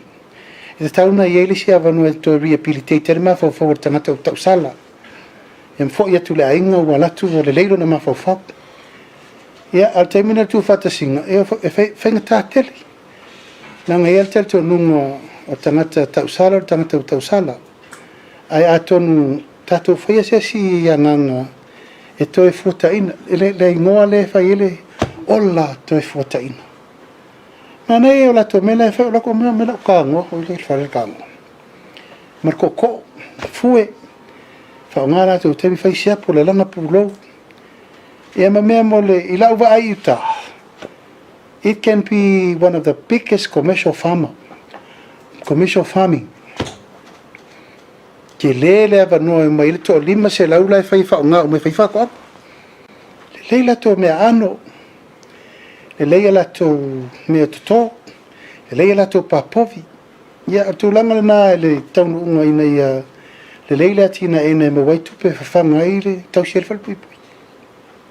Whaftai, e ila o fesili couple of weeks ago, whamulmole lau fionga le safsilingi ia le tūlanga voi lea le tolu miliona le whamatu atu i le whaltupe o atinai. Mo i lato voi e anga ia to whai ia lato nono ngā tupe. Ia le safsilingi ai lau fionga i le ono se tasio ai ai inga o mortgage. But e second mortgage ia whanua o nisio i lato i tono banks. Ia le sasau noa mai lau fionga se e tala noa pulisili o le whaltupe o atina. Mano whatara noa minister tupe. Le sa whatari se i whiri le taitai whono forward commercial bank o le development bank. Ma leo wa whiri ei teitai whono nei tō tōru. O le tātou development bank o whiri ei le sa vea ma whaururunga fo mtanga luengo tupe i aso waru. Tō whai ala vea you like. O le tātou teitai whono whona, le tātou development bank. Ia lona lua o le tātou teitai whono whou, o le tātou nupi wha. O le whiunga ia tangaloa Eddie Wilson. Ia male teitei fono le tātou campling, le whiunga ia Pali i Hansel. Ia male teitei fono la le tātou tourism. O whiwhiri ei le whiunga ia tupai Salimova ai. Teitei fono fauna lena piki umale i le asolente atu nei. A pale lau te tonu le teitei fono faule. Ia na mai loa lai o le pautautanga e tera noa ma le minista ma le li pula le whartupe. In tera noa loa le mina, it's a straightforward process. A whapeo le second mortgage. Pawal me i mautino, ia lava le value lau aseta e whainga carry le mortgage momu. Ma le mortgage lo na ro. A ele ma whainga whaise second mortgage, pe uma le value lau aseta. I lau mo kesi momu. A ala na talia le second mortgage. O le te le whapate te inga o le value lau aseta miliona. Saulo i ta lafu temi nei tolu se lau wafi. Le ato toi lau fitu se lau en whaiena e toi mo kesi. Mela na tau le second mortgage. E mo kesi le no ngā tupe momo. Toi mo kesi le ngā tupe le lua. Ia, te le mo se tari le leipa tau nu se temi la tamai. Paman malo tama ko kasala ka fesili o lawa sia singa le la stona i le falpuipui o le mai tawa atu i nisi fo i o ata mai le towa sia singa i olo amanu o le te o te iloa i ele te mina le toe tuwaini tātou wa pangota paru i lātou fo i under age fo le a le mai tawa atu i ata i ana pu e mai le tau asia singa e whai asko o kero i lātou o olo amanu o lātou tūlango i o tatala peo se falpuipui ia Pamole mole lo fio. O le mauna mai, ona ua se lau ono sfuru au tau fia fok. I tanu malala. O tangata la ia o wawai o lo manu. O tangata fo ia e le tu ngā tele la tō whasalanga. Low risk. Ia matulanga o lau matutua e le o yeini tulanga whapolea inisi o atu ngalunga. O le upulina le komisina me le pulu whapui sa sau no mai ai. Ai ona o to tele le au tawhia. E lana vavai ai le to tele le ave i o le manu. Ai manu tua o le manu sa whapito o le whalo tamaiti. Ia o le to tele tamaiti. O le wha mo el tape nanga faude la faisi whale la titi o tamaiti mataini. Ona ele to tele whai no melo tamaitai ma tamaiti. Lau o tapena le tape nanga mo tamaitai ma tamaiti tu ese. Ai wha noa umal whale pui pui mo le tu paori.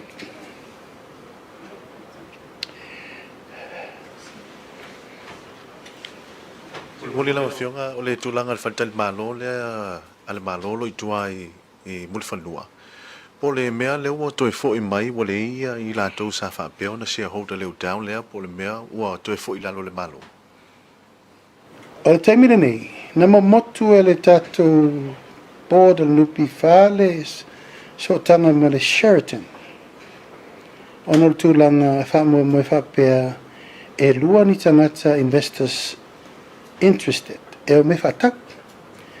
O le lava lai wha solo le tio le nape o le wha taunga pele ai. A le uto e fo i lalo le tatou malo.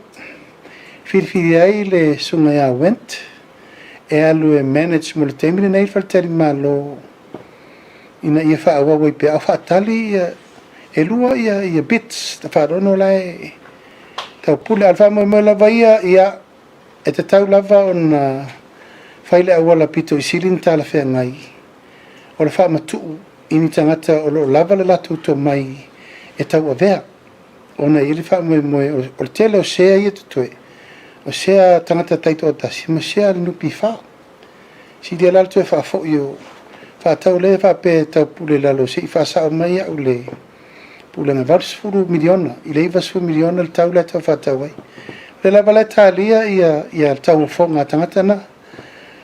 Al temi nei lau fili le pulenga le tatou pule loko ina te vaia.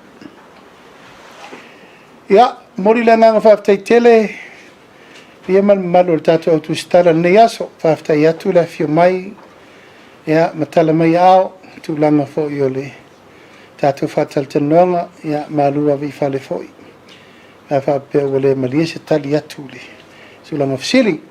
Ai whaftai atu sa moi lau mai mo mai le nei fo i tu lau le aso, whaftai mo le lava papale, ia me se fo i le whatau nuina o le talitalina o fsiria fionga i li tu stala, ma li im tamaitai tu stala o le tatou atunu. Ma le whama moe, whama nino ma tau pu uma mo le tatou atunu o wā, tūlanga uma o lo tatou mai tawina. Manuia tele, le nei e fiapi sa moa tatou tu e whelo ai fo i le vai asa fo. I le tūlanga o te tele i le umai o whono ka peneta i le solulu. Ai nisi o porkalame whapitoa o te awhiai e ta ua o le soa le pule ma le li pare mia e whasala watu le sfareli. Porkalame ia ua manatu e le ngata le tato porkalame nini. Ai whamanino ai nisi o mta upu umalava fia malamalama isi o tato o tenu i mea lo tula i mai nei teimi. Mea lava loa ngā i eile ati ina eina, whaatulanga ina o mea uma. O wale manui o sio tātou atunu. A mon nei tula, whaftail mai mo mai, tātou tue wheloa i te vai aso so, aso mo mua. Aso i foia mai manuia.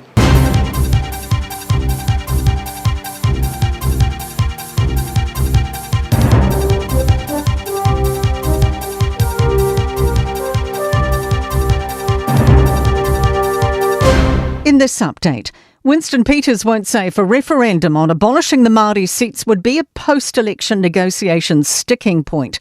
He's announced the NZ First policy today, reigniting its 2017 campaign, which didn't make it into the coalition agreement with Labour that year.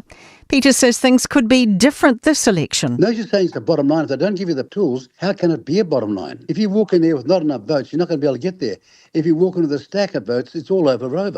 The Prime Minister's not giving his verdict on whether Māori's seat should stay or go.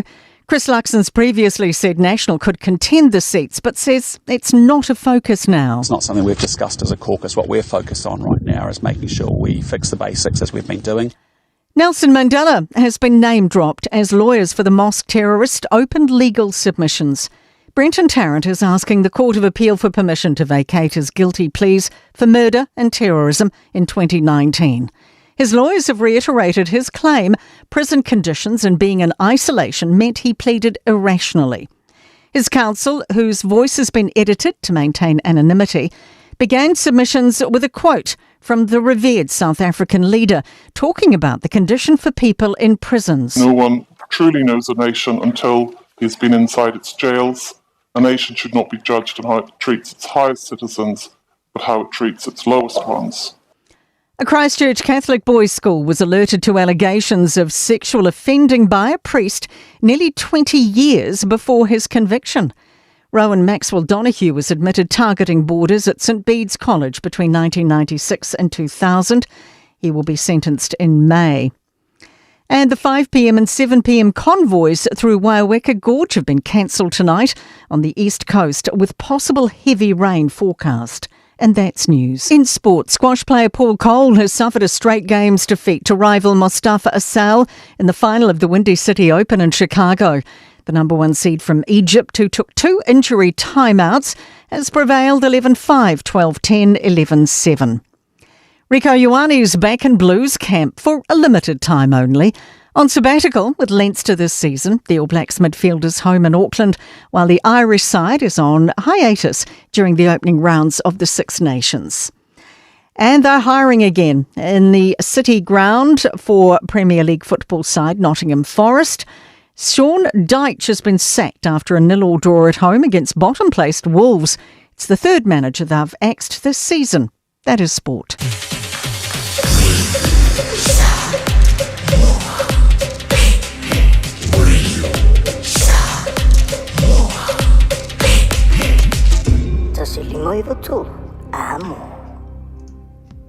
Ole timlo wansi ole wa se antia lus fun fitu minute wa tene li July lima malo la wala solo malo sisila malo fo le fa to le pe malo le tunu le mana vanga wenga le no ma futu mo fo ilungo tatu wala tele le nga se mala ukuka ya la swa viviango le via le stofi malo yo e la le oi a umana etofu ya ole maybe to siliana on the tower.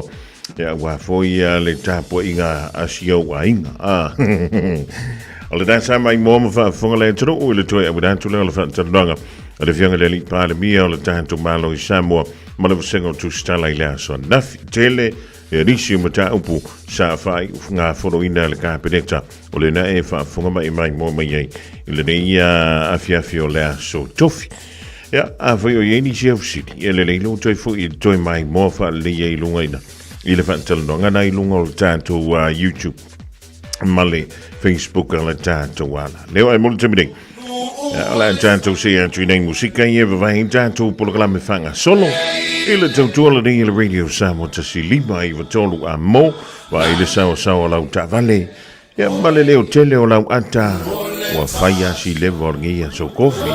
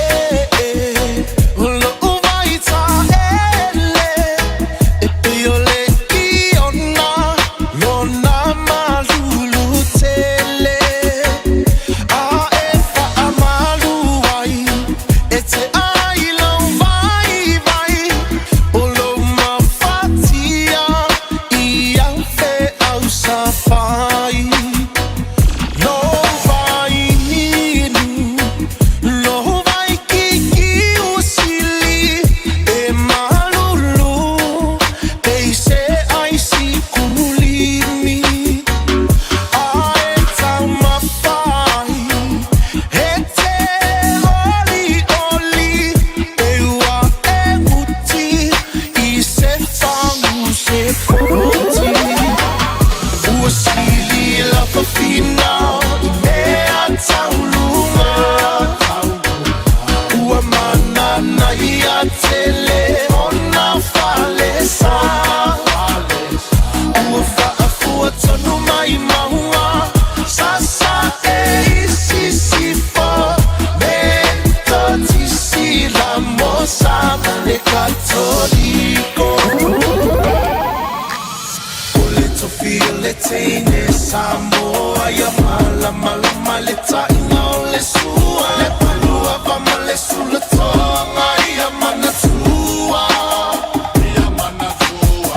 utukula ngatala boine ya so semana ufa ali alimalu ya tile fa Samoa wana ole nanu fa amole mole so te filo malu ole tu feel it in Samoa ya mala mala maleta inole sua le palua va male sulla tonga ya manatua utupula ngatala boine ya so kasemana ufa ali alimalu ya tile fa Samoa wana ole nanu so te filo malu now we are emawale poto sili awanea ona olo lua ia sili loto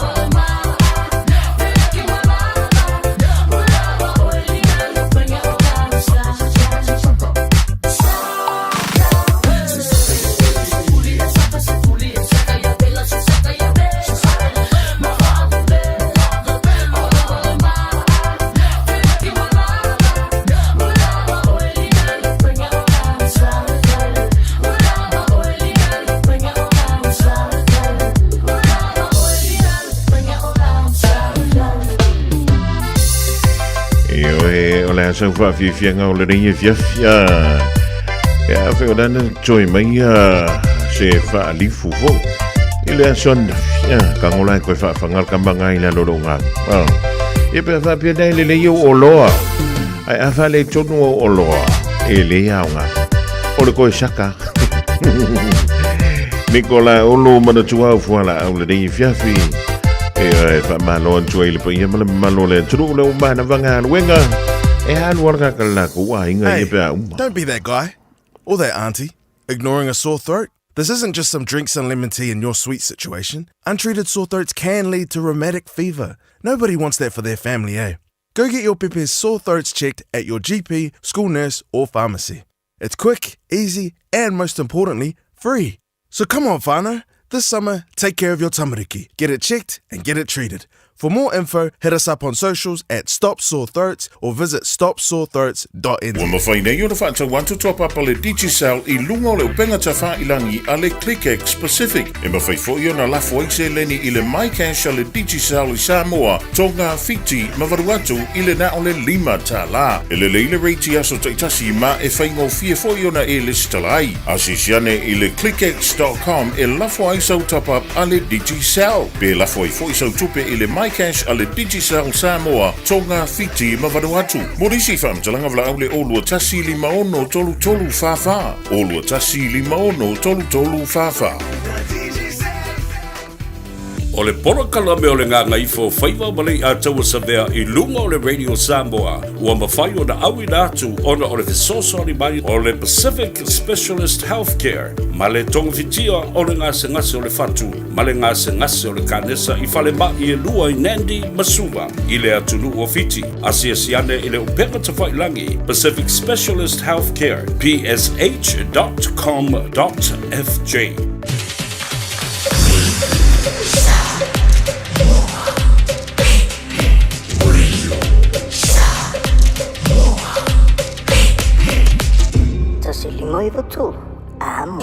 Ua mawhai o na awira tula polo kalame le leimo o i aso taitasi ona o le langolango malo si le whale maliu a se alo le atunuu o ese tātupu Funeral Directors i Manukau City. Kalame leimo e talo falava. Mo wape te re lima lo na whai ue balo. I o tau wha au tau ta. I o tau māta ala o lo tau fili o le te apo. O lo whea lua lua i whapei o se leo na tangi sa ili sa isi e aina e ia. O mātu le wha mai o le COVID. Ai o sa wha ia te tonu a tau langa wha tau e tupulanga tala vau whale o loa ma o loa. Whaanga uia e nei tupulanga tala vau. Na so e ina ma whaatanga noa ia tupulanga tala vau. Pe ai sia ua le whewhea i le tūla pono. Ai o le tani a isi tupulanga bimita. Vale. Ma tau te fia whaatai tai ia mio kengi malo losi whaamata. O le whaamai lewa a fia ai tala vau o le copycat. O ai tu atu o le copycat o satani.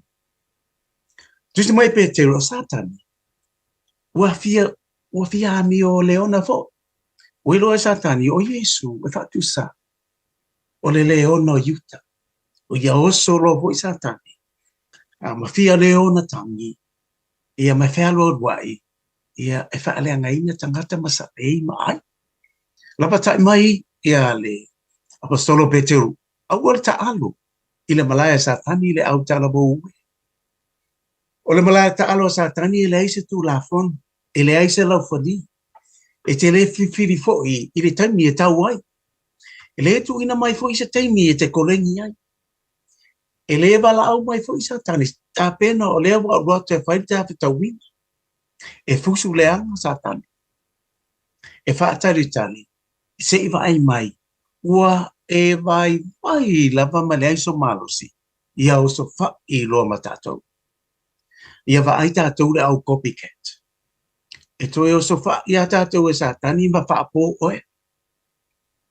Lea i tatawana tātou whaatai tai. Ma muli ia Yesu. Wa e le mawhai e satani. Ona whaato i la loina. Ia tali Yesu. E te ola ai ma e te fia ai. Wa manitua. E le lei mo oe. o le ese tatupu funeral directors o se fale maliu Samoa o le tali fo ilea o taimi whaingata ona o le malanga al maliu ma le oti. E mawhai foi ona latu awina atu ma awina mai tino maliu o e pele mai so o se atu nuo lalolangi. Mala auno le ese tatupu funeral directors i le lua ono lua toru fitu o. Lua ono lua toru fitu o. Pea fiu ane ele se fulu ma le balu Norman Spencer Drive in Manuka City.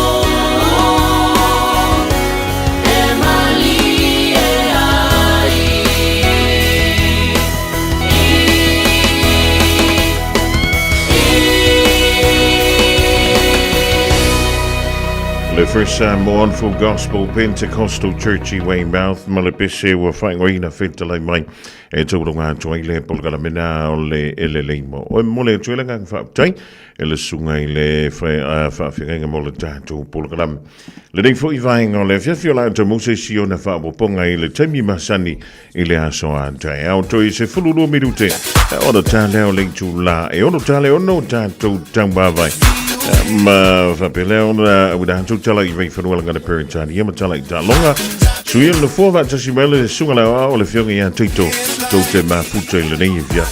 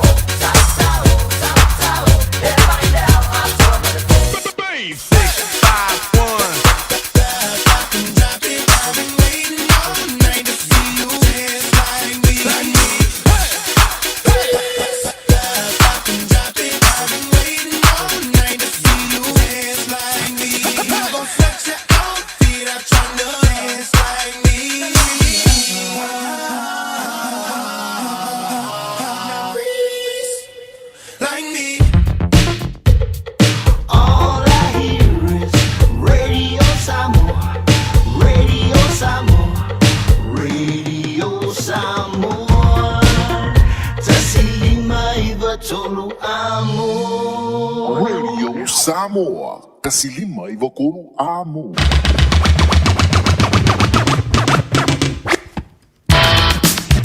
Lancelanga whauti tele Samoa mo le tātou mawhtanga maile Aoauli ana le la si uli me fo le teimio le fiafi a whaiwe singana o le tauta mali I le tātou mawhtanga e poto le tautai e fo le teimio sasi e lana. Ai te tule tuolo tau soifua Mala bantu ola I le whai unga le vea so I le aso a te au pe atu sai malona whirugano le tau mawhtanga ma le sunga le o le whianga I a teito le o le atu mawhtai pe mai a tala I vei whiruma tala I talonga e le ngangana perintani au le ningi fiafi e maru I tele la sina o te toi o whainga malo longa ma so se fuanga lava o lo whianga iai e pe o le a whianga iai malau tupa ia malau tupa malu I le poana nei.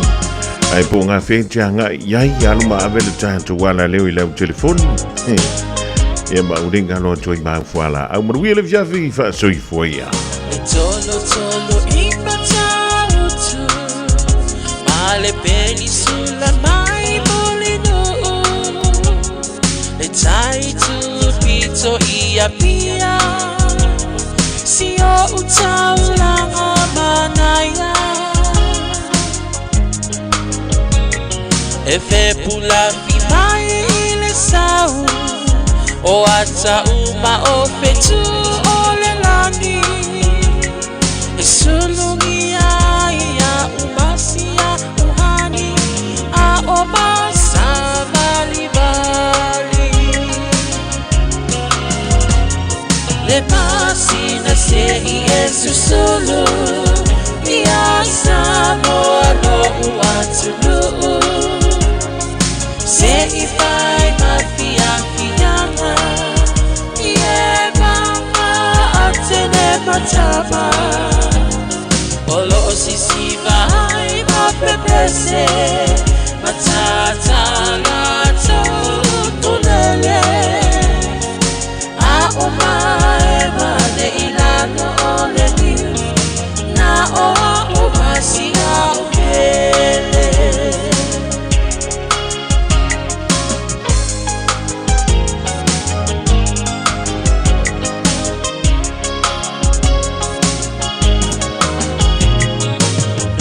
Nofo imama pei Lesi tau langa o Samoa nei Ai mana tua pea o upolu Ole ingole a osu o motu Ele mawhai hanga o nangalo Le tape mali o vai singano Nofo ai tine matama yung alona awala lau papa Le pasina se i esu solo Ia Samoa lo uatulu Se i vai mafianga Ie mama atene matama Olo sisi vai mapepese Matata gato tunele A umae mane ilano ole niu Na oa umasi a upele